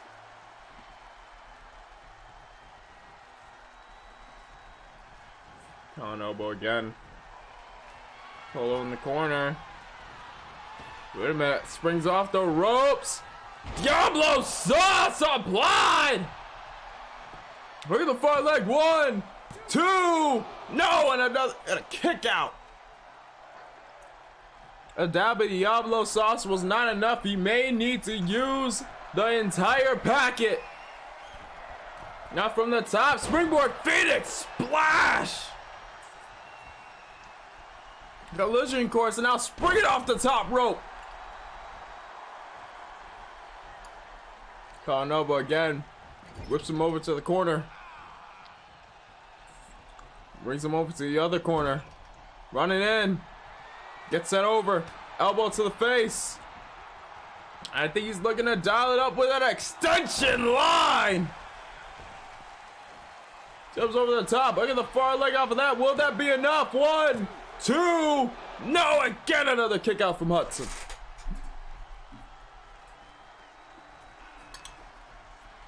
I'm afraid someone's gonna clip the comment I made earlier. Like I live in fear that that's gonna come back to haunt me one day.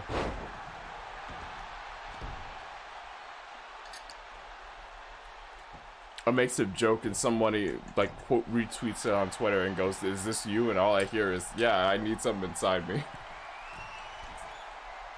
That'd be terrifying. Big splash from Hudson.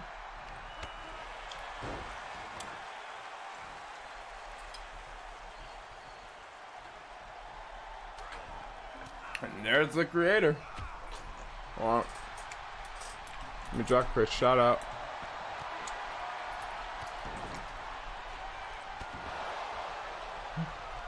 Clipped and shipped. Nah. Wait, what?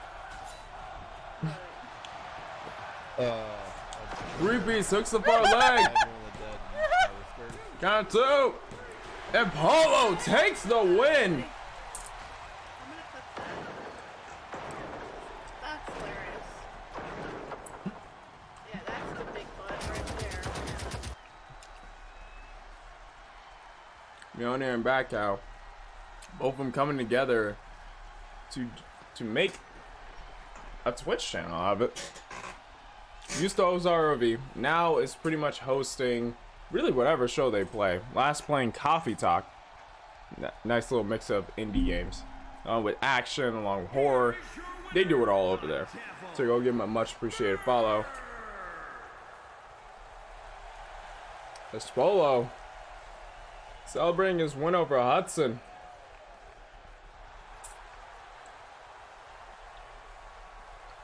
Going in 2K23, a impressive performance. My brain just tried to mix up everything again. Set up for another match. Now you guys can see yourselves in the chat right next to me instead of being covered up by accident.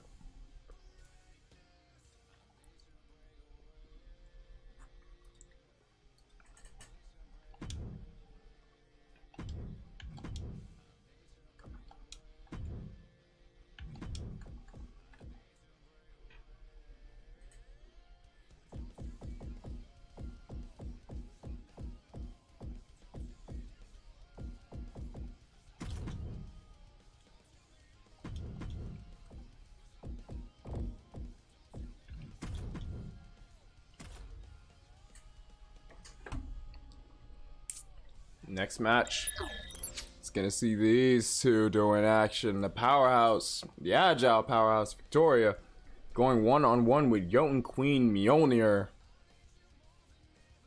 Both these two dangerous in their own threat, very proficient in the power game, somewhat proficient in the agility game, all around dangerous ladies, proficient in the danger game.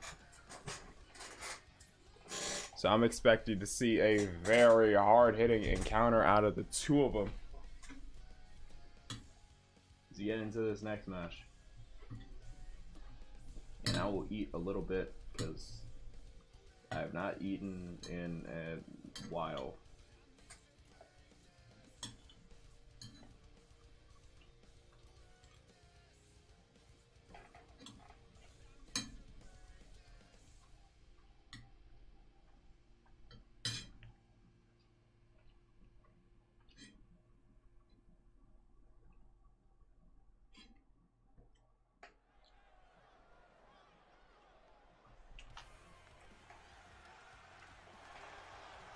Nom nom.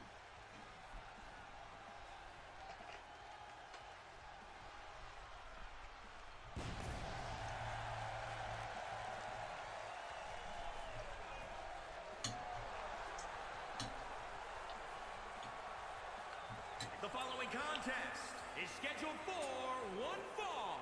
Making her way to the ring from Houston, Texas, the Animal, Victoria.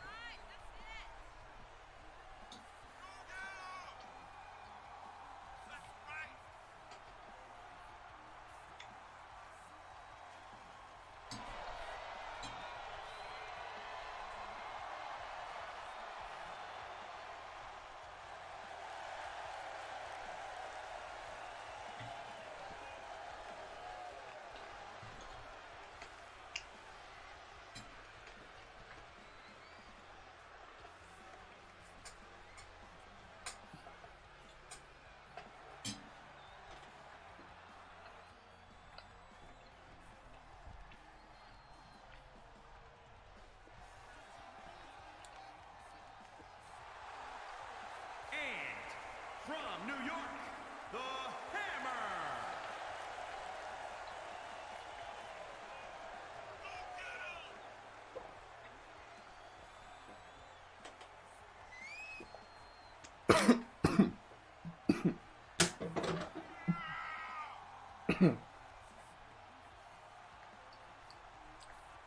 Water tried to go down the wrong pipe. Okay. I almost breathed water there for a second.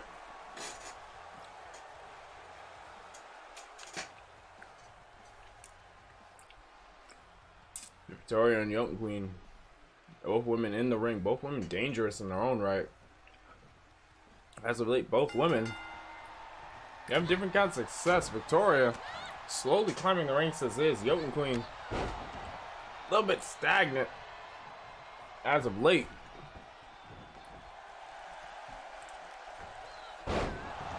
diving DDT. But imagine if there's anyone who can bring out. Oh, damn! Quick cutter.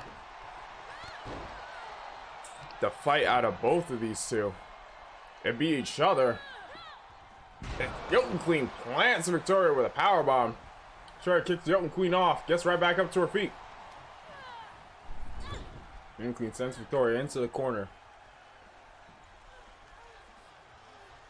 Picks her up. Plants her face first in the turnbuckle.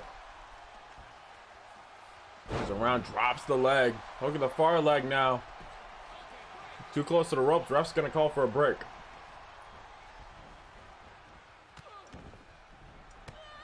Stomping down on that right hand. Jawbreaker from Victoria. Gets hit in the knee by Jotun Queen. Trying to grab her by the scruff of her neck, but fighting back. Shooting with elbows. Launches the forearm shot. Picks her up. Looks like she's going for a power slam. Yes! Now stomping down on the head and neck. The collarbone. Picks Victoria back. Picks her up to her feet and a discus punch.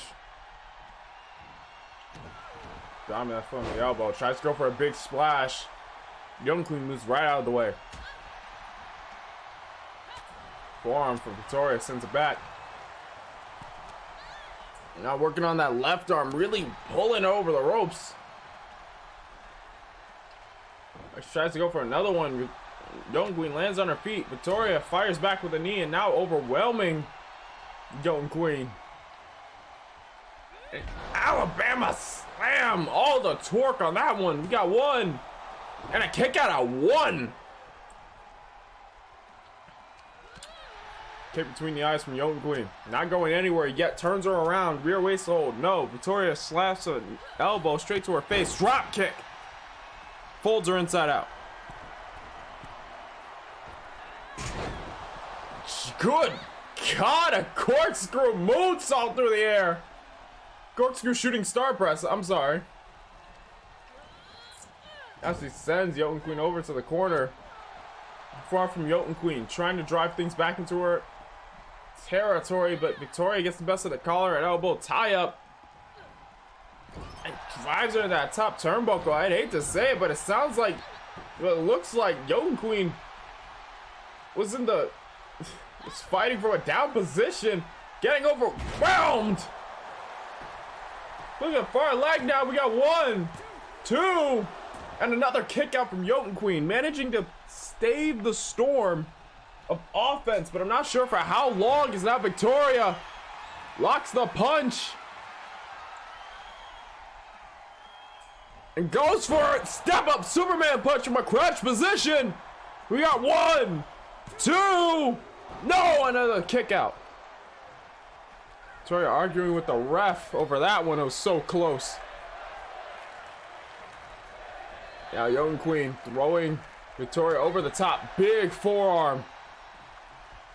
Now grabs her, hangs her out over that top rope, holding her only by her head, one hand, and then dab it, just slamming her with that forehead shot.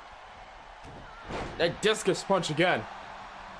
Look at the far leg. We got 1. No, and a kick out of 1. Victoria definitely in a bit of a fresher position. Jotun Queen's down to a lot of leg work to catch up on the amount of damage. And it looks like she will have no trouble doing that. She picks it back up to her feet. On elbow. Takes the head and starts kicking towards the midsection. Beals her. Low hanging. Down from the middle rope. Telling her to get up. Stalking. Big shoulder tackle. Now working on the legs now. Switching the target of her attacks. Let's go for a stomp. Victoria rolls through. Big lariat. Catches nothing. Tries to go for a rear waist lock. Victoria turns her around. Has her sleeper hold, it looks like. Oh! But Jotun Queen grabs the foot dragon screw. Firing back now. Stomps to that right arm. Now just getting towards the midsection. I'm burping a lot. Big kick to the gut. Tucks the head in. Rings the arm and tosses her across the ring. Young Queen again fighting back with a kick between the eyes. Right hand Victoria unloading. Trying to get the upper hand back and forth, but no, arm drag from Young Queen. Both of these two very damaged. Young Queen now leading the charge. Unloading on Victoria. Now just going from body shot to body shot. Like I said earlier, if there's anyone who can bring out the fight out of these women, it's each other. Both styles being so brutal in origin.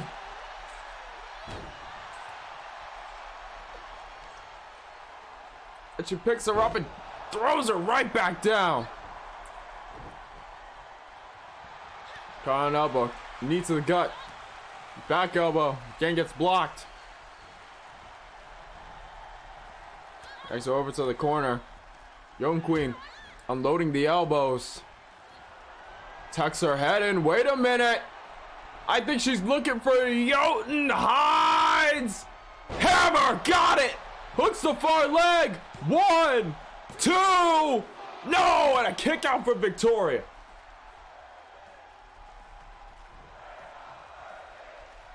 Jotun hammer comes in with so much force. Almost goes for the headbutt there. Victoria gets the knee up to block it. Calling elbow again. Lifts her up. Starts going to that lower back. Working on that hip. And tossing her aside so she lands on it. Tell by the way Yonir is grabbing the lower back. It is painful. And now tries to go, I think, for a cutter or a neck breaker. Doesn't quite hit the mark. Back elbow. Kick to the gut now. Runs towards the ropes. Comes in. Drops her on the knee. Now hooks the far leg. We got 1, 2. Oh, almost 3. And now Jotun Queen. Asserting dominance. Putting that foot to the back. Making sure she couldn't even get up. From the top. Big splash. No. Gets avoided. Victoria springing off the middle rope. Crossbody. Hits it. Stomps on the arm. And I think Victoria. Yup. Full lock applied. Really, really back on the chin. Knees applied to the lower back. And Jotun Queen's going to end up tapping. Congratulations to Victoria. After a hard-fought match. Comes out the other side the winner. Brutal encounter between the two.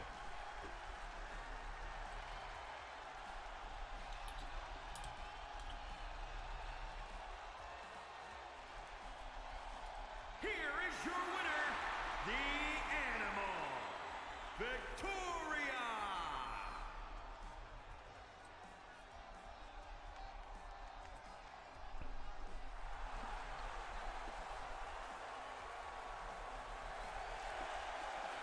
GG to both these women. Put all their heart and soul into that fight. Let's move on to our next match. 9th match of the night. Matches on the card in total.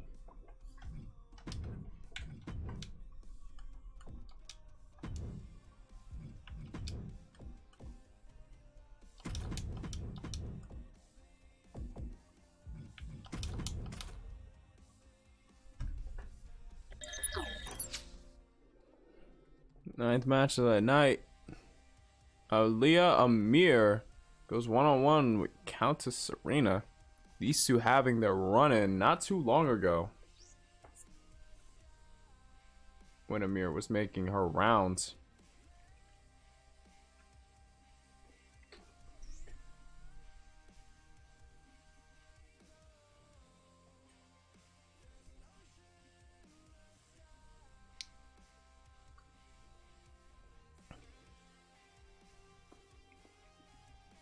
All around, not a bad showing when Aliyah first came through, but something was missing.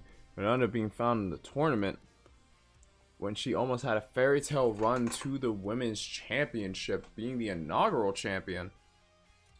But it was unfortunately cut short. Countess Serena didn't really have much to do, and then gained the ire of a lot of DKW fans, showing this more self-indulgent side of her, being a bit underhanded while she makes her way through the matches.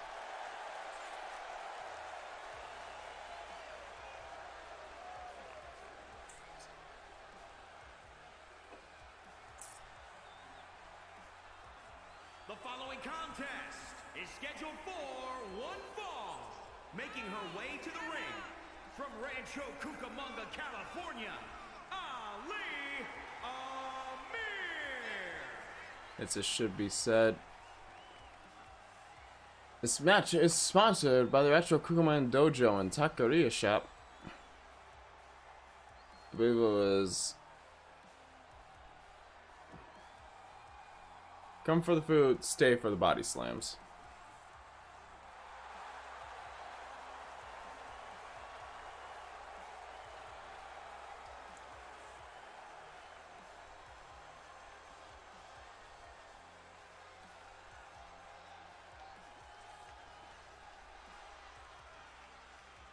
But like I said before, Aaliyah really making her way around the EFED division, making her name known. She's done a lot of has a lot of progress in GCA, MEW, and over here in DKW, pretty much making her name known everywhere.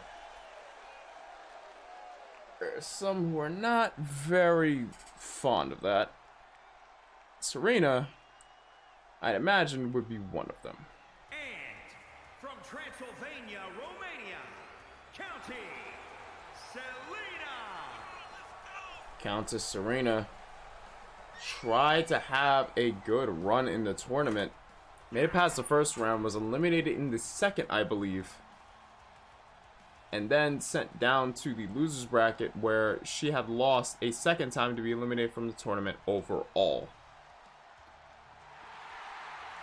Trying to bounce back from that, but in the tournament ended up using underhanded tactics to get past the first round, gained the ire of a lot of fans, and has slowly become, well, let's just say she takes to the role of being hated pretty well. Ref rings the bell, and now we get this match underway. Immediately going for the right hand, tries to go for more, but gets dropped right on her face by Aaliyah. Working on that arm.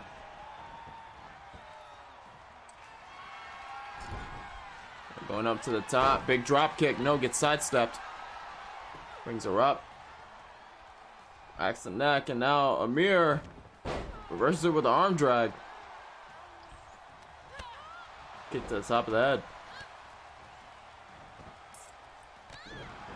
Tucks in the knees for that. Really working over the midsection and the back. A little bit of the head, but Amir grabs the leg. Dragon screw. Stomps to the arm. Now picks her up. Double palms. Right arm. Chop. And picks her up for the big backbreaker. Locking the legs around. Turning her to the side. And a big elbow right between the eyes. She's up to her feet. Can't call an elbow. Flatliner. Just for our leg. We got one. A quick kick out of one.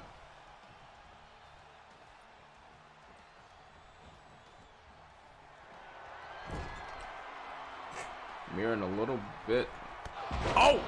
Big drop kick from the top. I believe last week took a loss to May. Need to bounce back from it with this one. And tries to go for a German suplex. I think gets reversed by an arm drag. Going elbow again. Serena gets the better of it. Kicks her in the gut. Drops her face first. Kick between the eyes. On elbow again. Sends her over the top rope all the way to the floor. Now Amir just waiting, stalking, keeping an eye. Tries to go for a kick, gets ducked, and now a right hook. Sends her out over the ropes again. This time. Fist right to the eyes. Brings her up and drops her back first on the edge of the ring. Amir not holding. Aaliyah not holding back in this one. Amir just unloading. Pop up Hurricane Rana. As Amir brings Serena back to her feet, tries to go for a palm strike, gets blocked, tries to go for the right hook, for the forearm, gets blocked, picks her up and drops her on that thinly padded concrete floor. Not a lot of give there. Sole purpose is to stop lacerations from occurring. Neck breaker on the outside. Not to cushion the performer from landing into it, and now the ref telling them both to get in the rings. Serena's a bit dazed. Amir taunting, trying to get inside her head.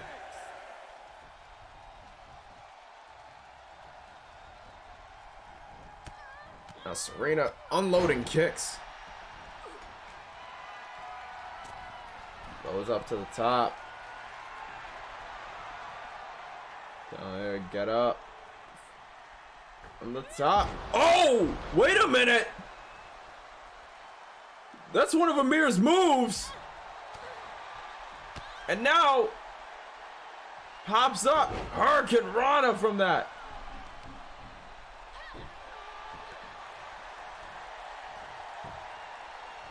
Amir breaks out of a European uppercut.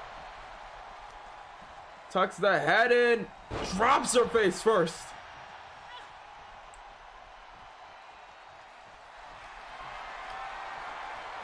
Now locking in the legs, going for the sharpshooter. Locked in deep. Serena not in a good position. A lot of damage was done to her body on the outside. Manages to turn it over and forces Amir off of her. On elbow, shoots her over the ropes. Stunner! Dropped all the way to the ground again. Not somewhere comfortable to land, but quick jab. Tries to go for more, gets caught. Brings her in for the exploder on the outside. Now stomping the head and shoulder. Tries to go for more, but Amir gets out of the way. Quick jab. Gets countered with a grab and a chop. Turns her around. Neck breaker.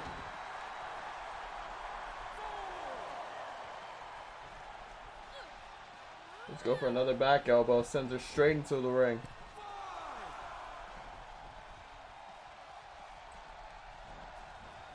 Now Serena dragging Amir over to the corner. Sends her to the opposite corner. I think I know what she's gonna set up for here. The elbow. Springs out of the corner. Oh! Gets caught with a drop kick! Now flatliner! Look at the far leg off of it! We got 1, 2, no! And a kick out! Not enough! The drop kick counter to the handspring. Tries to go for a leg drop. Comes up on nothing. Serena now trying to fight back from a down position. Amir taking the fight to her. And you can see a lot of the crowd standing on their feet. Sends her face first into the turnbuckle. Rolls her out. And drop kick to the back of the head. Slams her down face first. Stomp to the arm.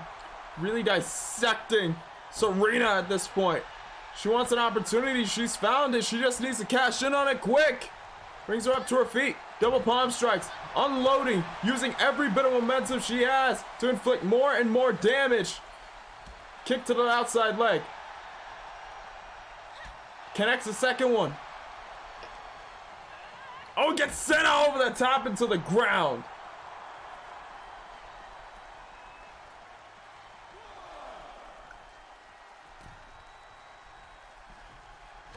Amir in the ring, gets caught with a kick, 2 chops, forearm.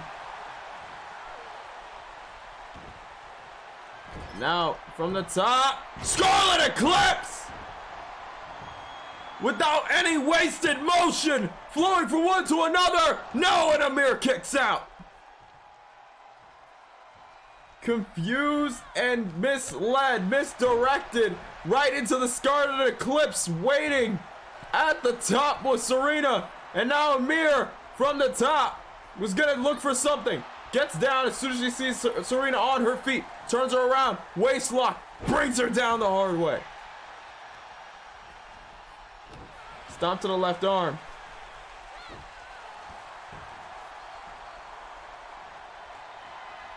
Now Amir going up to the top. Looking at Serena. Gonna show her how it's done. Oh, not exactly, but close enough. Look at the far leg. 1, 2, and that's the end of the match. GG Amir. She manages to take the win in that one.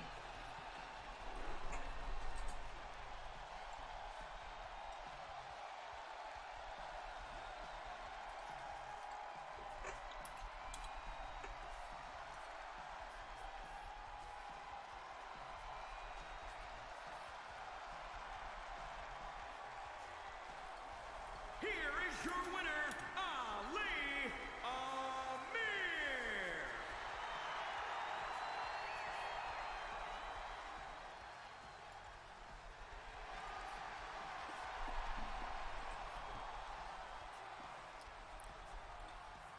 Congratulations to Aaliyah Amir. Putting up a very well fought match. Yeah, not able to really find what she was looking for. I said Amir. Serena. GG's to Amir, who won the match. I'm an idiot.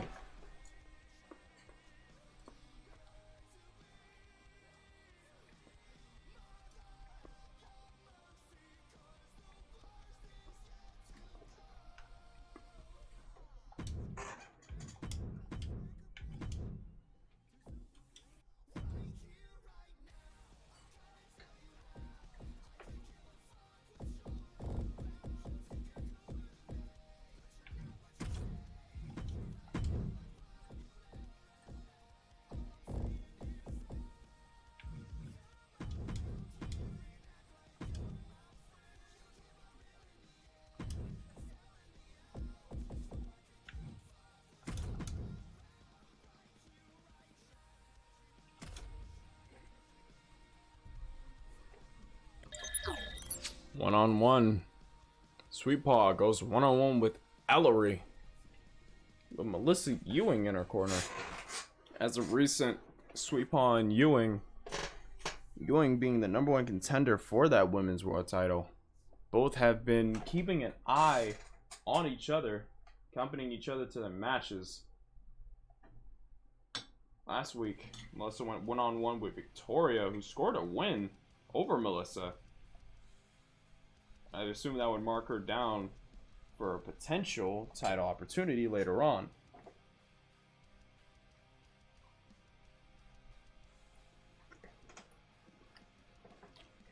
Ellery not too long ago debuting on DKW.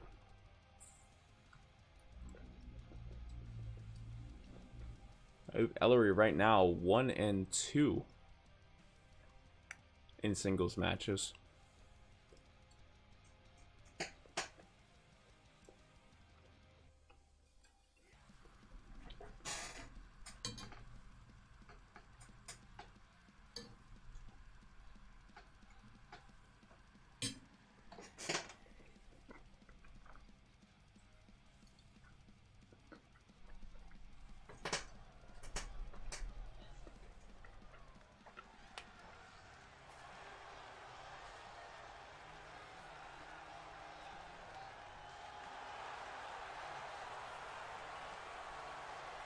The following contest is scheduled for one fall. Making her way to the ring from New York, the Dragon Women's World Champion, the Queen.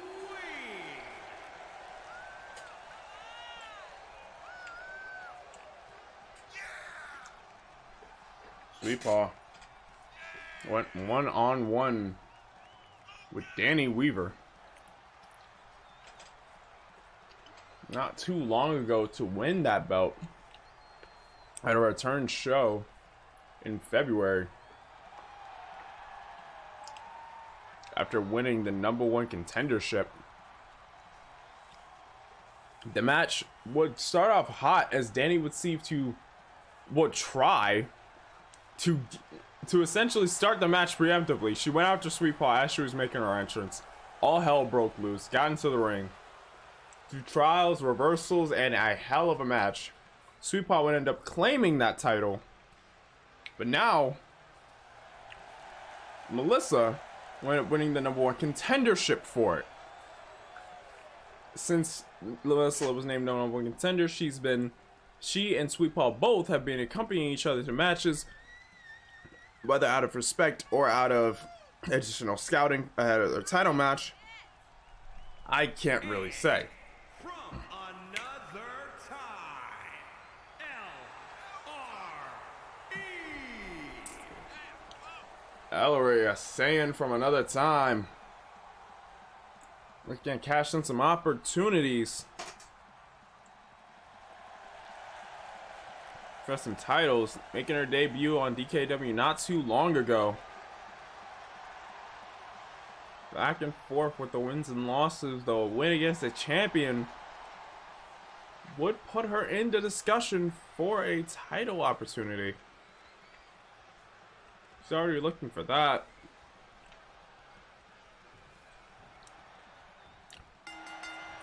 The ref rings the bell. Both these two go towards the center. Sweet Paw opening up with the right hand. I think going for a Saito. Ellery lands on her feet. Tries to go for a fisherman suplex. Finds it. Perfect bridge right into the hook of the leg, but a kick out before one. Gonna do a bit more damage before you can get a result with that. Tries to go for a crossbody. Gets blocked. Gets the outside leg. Sweet Paw now taking control again. Combination of a left or a right and then a drop kick. Wow, just a slap across the face. Oh! Exploder. Exploder? How really exploder? Ellery just connecting with those strikes. You can hear each of them connecting, and now pointed straight at Melissa. You see Melissa grabbing onto that arm.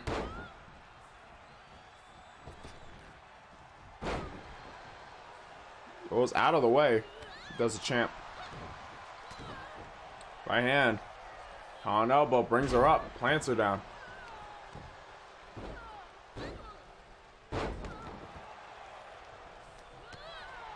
Kick between the eyes. Right hand. Another one. Right. Just all rights. Meeting the champion. Grabs the arm. Brings her down. Dropping the elbow to follow up.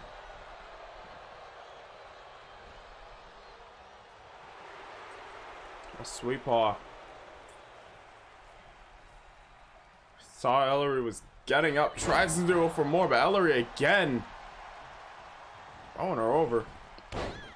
Drops the leg. Off the rope, looking for the second one. No, again misses it. That was nothing but Matt. Big lariat gets dodged. Forearm gets blocked. Big kick gets blocked also. On elbow. Snapmare right into the knee. Kick to the lower back.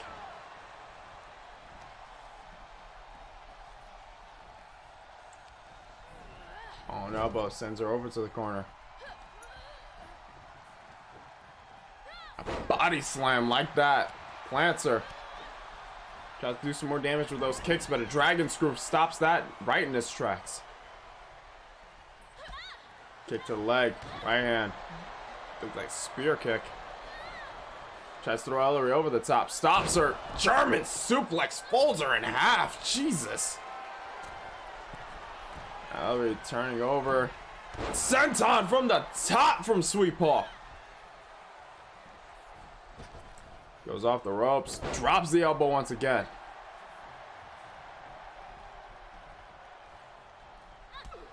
You see Melissa on the outside. A little bit happy about what's going on so far. You can imagine taking her notes. As champion gets schoolboy powerbomb. Drop of the leg. Runs over the ropes. Second one. Leg drop. Again, misses the mark. Can't hit both of them. Gets to the gut, though. Ellery staying on the champion. As Sweet Paw connecting those midsection elbow shots. Going elbow. Tucks the head in. Big exploder. Off the ropes. Drops the elbow. No. Misses it. Not sure what happened with the ropes there. Please do not ask me. I cannot explain that. On elbow. Sends her over to the corner. Big chop. Second one gets blocked. Kick to the gut. Kick to the outer leg. Again to that same leg. Now Sweet Paw trying to light up an offense. He gets grabbed and dragged off to the side. Kick to the outside. Ellery letting Sweet Paw have it. A hook in the far leg. Looking for the win. 1, 2. Oh, and a kick out. So far, Ellery has been the more offensive in this match. Sweet Paw relying a little bit on that durability to get her through, not banning a lot of offense on her side.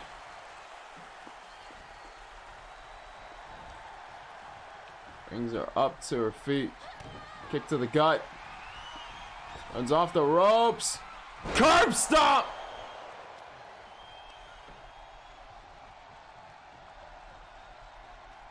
Now dragging Sweet Paw towards the center of the ring. Hook of the far leg. We got 1, 2. Oh, and another kick out from Sweet Paw.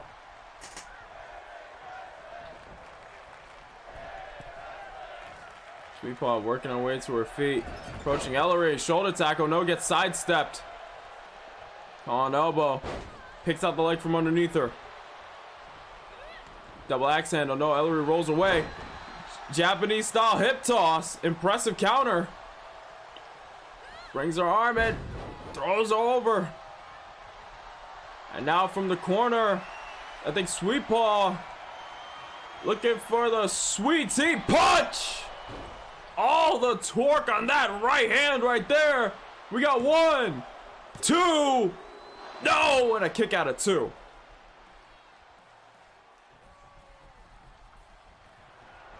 Now Sweet Paw from top. Ref tells her to get down. She may take it. Not the way he expected. Senton. Kick to the top of the head though. Ellery not staying down for long. Now working on that left leg. Left leg, left arm. Forearm. Sweet Paw stutters, falls to the ground, and now I think Ellery for a bit of a clover leaf, really wearing down those legs. Sweet Paw hanging off of the ropes. Ellery from the top, drop kick. Didn't land in the exact way she wanted, but may have helped her with something, because now Ellery running to the ropes, dropping the leg. She's gonna get the second one. Yes, she does.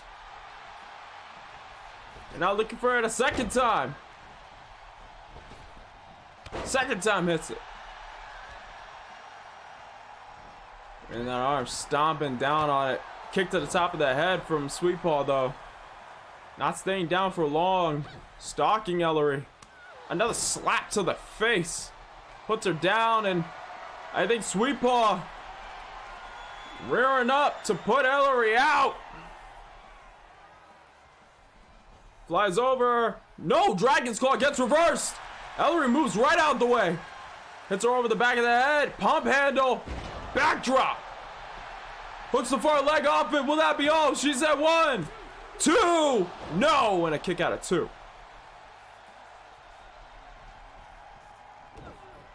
Stomp between the eyes. I think Ellery maybe looking for a submission, but no. Sweet Paw, dragon screw.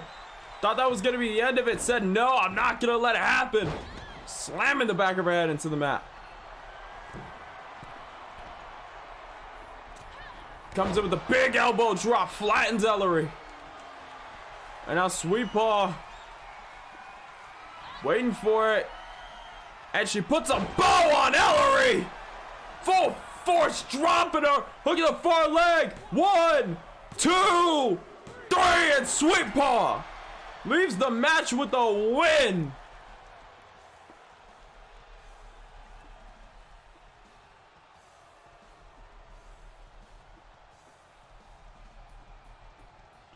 An impressive match from both sides. Sweet Paw coming back from a definite downed position. Ellery putting all the force on the champion, but she's made it to be a champion for a reason. All around impressive from both these women. Damn good back and forth until the final bell was rung and Sweet Paw put a bow on the match.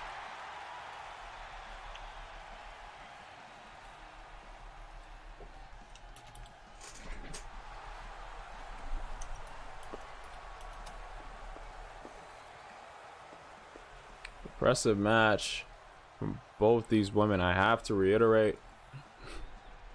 Oh, hey, Nappy. It's been a while. She laughs about it.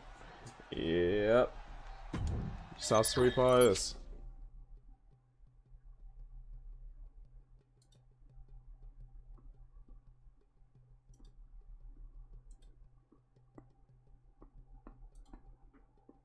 You showed up just in time for the main event, which is set, as I was told earlier tonight. We will see in a little bit.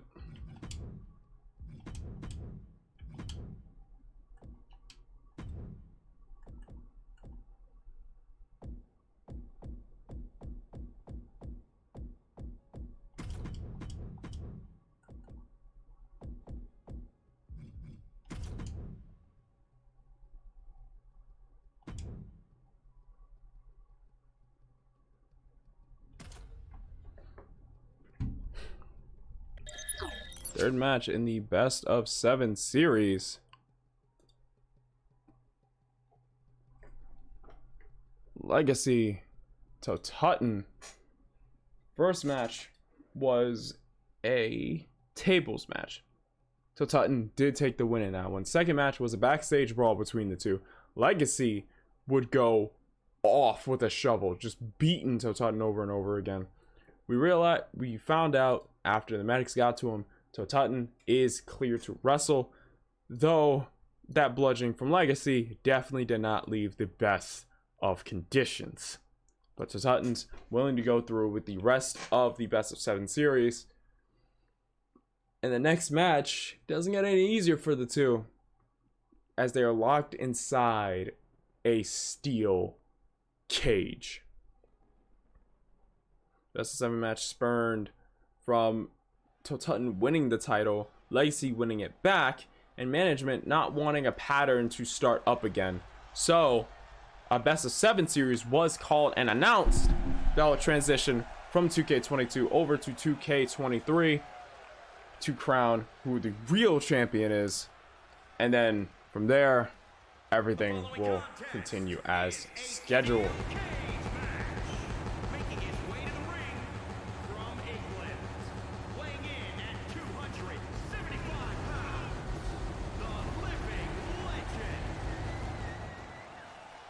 Ah, the fireworks are freaking out again.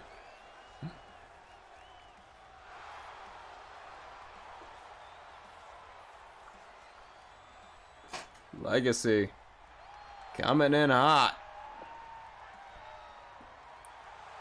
Legacy has a pretty well-rounded run in DKW. I have to say, when he first came into the company, had a pretty big debut, had a one-off match against the current champion at the time, won it, went on to face the champion for the title, won that, and from there was basically just the final boss of DKW. Rarely lost the match. When he did, they went for the title and could not win it until Tutton would step to the plate and what many thought would be another notch under Legacy's belt.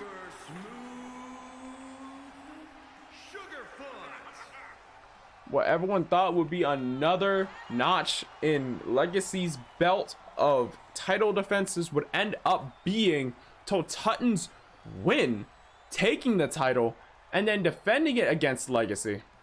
After Phantom was injured in a number 1 contenders match, originally Phantom was scheduled to face Tutton for the title. had to take a back seat to it due to a short-term injury. Took him out of the match. But with all that said, Legacy cashed in his rematch for it. And it would lead us to this. After Legacy picked the title back up, a best of 7 series was declared to see exactly who could reign on top, definitively take the title, and continue or get their second reign, respectively. As Legacy already flying off the top rope. Sparing no time, now calling for the door. Match just started and Legacy already calling for the door. Waiting for the ref to unlock it. Now back to fighting with a Tutton. Neckbreaker.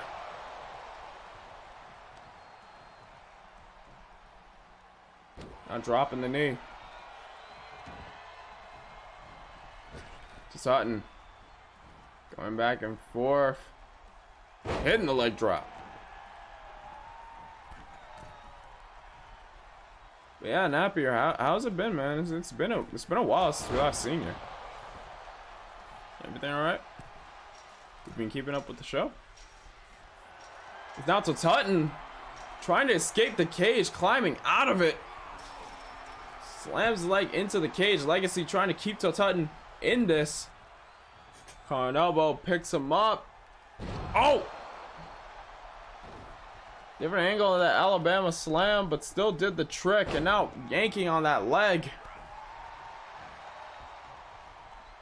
Come up to his feet. Dodges the chop. Kick to the back. Some in collar and elbow. Hoists him up on the shoulders. Drops him face first. Springing off the rope. Seated. Got it. Hook to the far leg. One. Kick out at one. Knee to the back. And now Legacy, I think, gonna take his chance climbing out of this cage.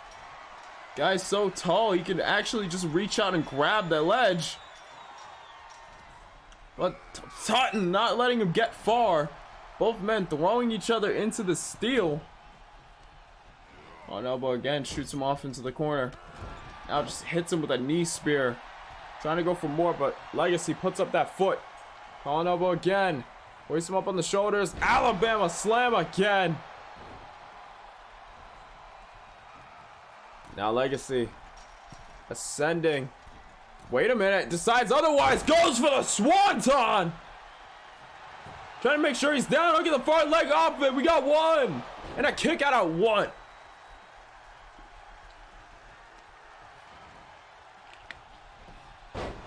Sweeps the leg from underneath him. So Tutton springing off the rope. Tries to go for a Phoenix splash. Misses the mark.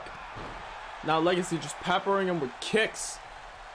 Standing moonsault. No! So Tutton moves right out of the way. Legacy landing flat on his gut in the ring. And now two quick strikes from Tutton. Hoists him up. Hangs him up over that top rope. Standing moonsault. Hits it. Standing shooting star. My bad. I called it a moonsault by accident. Kick to the outside leg. Legacy backtracks. Tries to throw overhead strike. Kick to the gut. Both of these two going back and forth. Move for move. Counter for counter. But seems like Tutton's gotten the better end of it with a code red. And now Tutton calling for the door to be opened.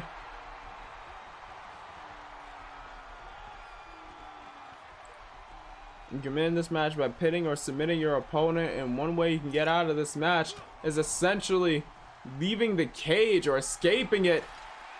But Legacy pulls out the leg, crumpet wing, center of the ring, 1, 2, no, and a kick out from Tutton.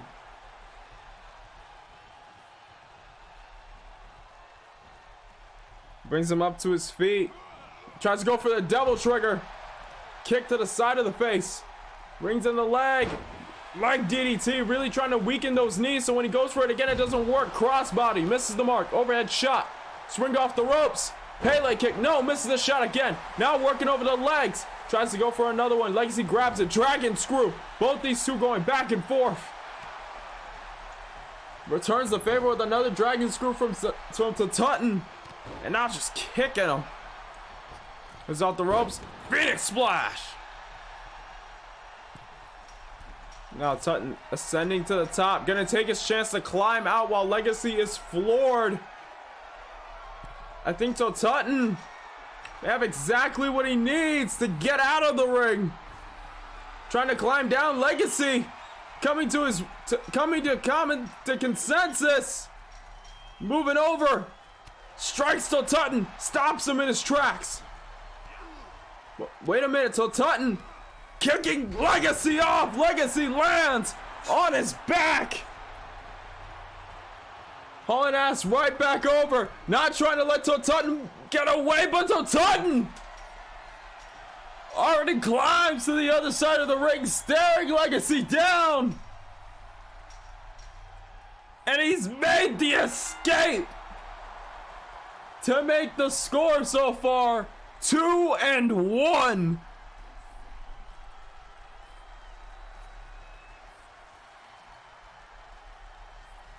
And like that, Tutton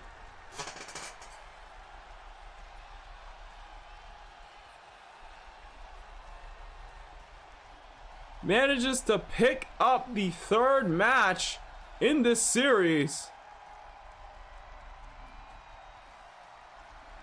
I'm not sure why we're showing the crowd here, but some people are very ecstatic that one man in the right is constantly looking at the camera.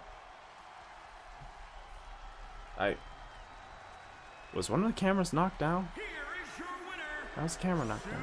Super Smooth Sugarfoot. So Tutton drinking in that win. Managed to get another point on the record. You can see Legacy in the corner. Both exhausted, but ultimately Tutton's wits is what got him out of it. And it's reversed when he did, and now the score currently is Tutton 2, Legacy 1. Supposed to be a fourth match. And from what I am hearing, this fourth match is going to be interesting, ladies and gentlemen. It's going to be a knockout match. Only way to win is by knockout, knocking out your opponent. Knowing these two and their durability, that match is going to be hard fought, but in the end, it's going to be seeing who is able to incapacitate the other. Ladies and gentlemen, thank you for watching this episode of DKW. I know the episodes are a bit hard to watch, especially with the random timing of it all, them kind of shooting back and forth, but I am trying to get a handle on things. College is kicking in, and yeah, I used my entire spring break to try to transfer a lot of stuff from 2K22 to 2K23. A lot of that is with me being busy kind of handling stuff on both ends. So the show's gonna be like this for a bit, but next time we host a show, I will make sure that I essentially send out the match card on time and everything, so people will know exactly what matches are on the card. We had some good matches tonight. We had some not so good matches. But all around, we had some fun. We made some jokes and we enjoyed our time. Remember, 2K23, new rules are going to be applied. There's going to be a certain amount of time you have, a certain amount of time you have to get a call on the roster, because a lot of things are piling up. We want to make sure we have active members. We want to make sure people are making it. If people aren't making it, at least they're seeing the VODs, they're interacting with the community. Like, really whatever. And if there's gonna be a bit of a disappearance, like to let me know, so I don't just think you ghosted all of us for no reason. But yes, thank you all for watching. It is really appreciated. Right now, Mr. Voodoo Ush is streaming, so let's go raid him. Currently hosting VDW Thursday Night Wrestling, or just hosting like live events again and again, downloading wrestlers for VDW. So with everything said, ladies and gentlemen, we're gonna go over, give them a much appreciated raid. Thank you all for watching again. I will see you, beautiful people, in the next one. Sayonara.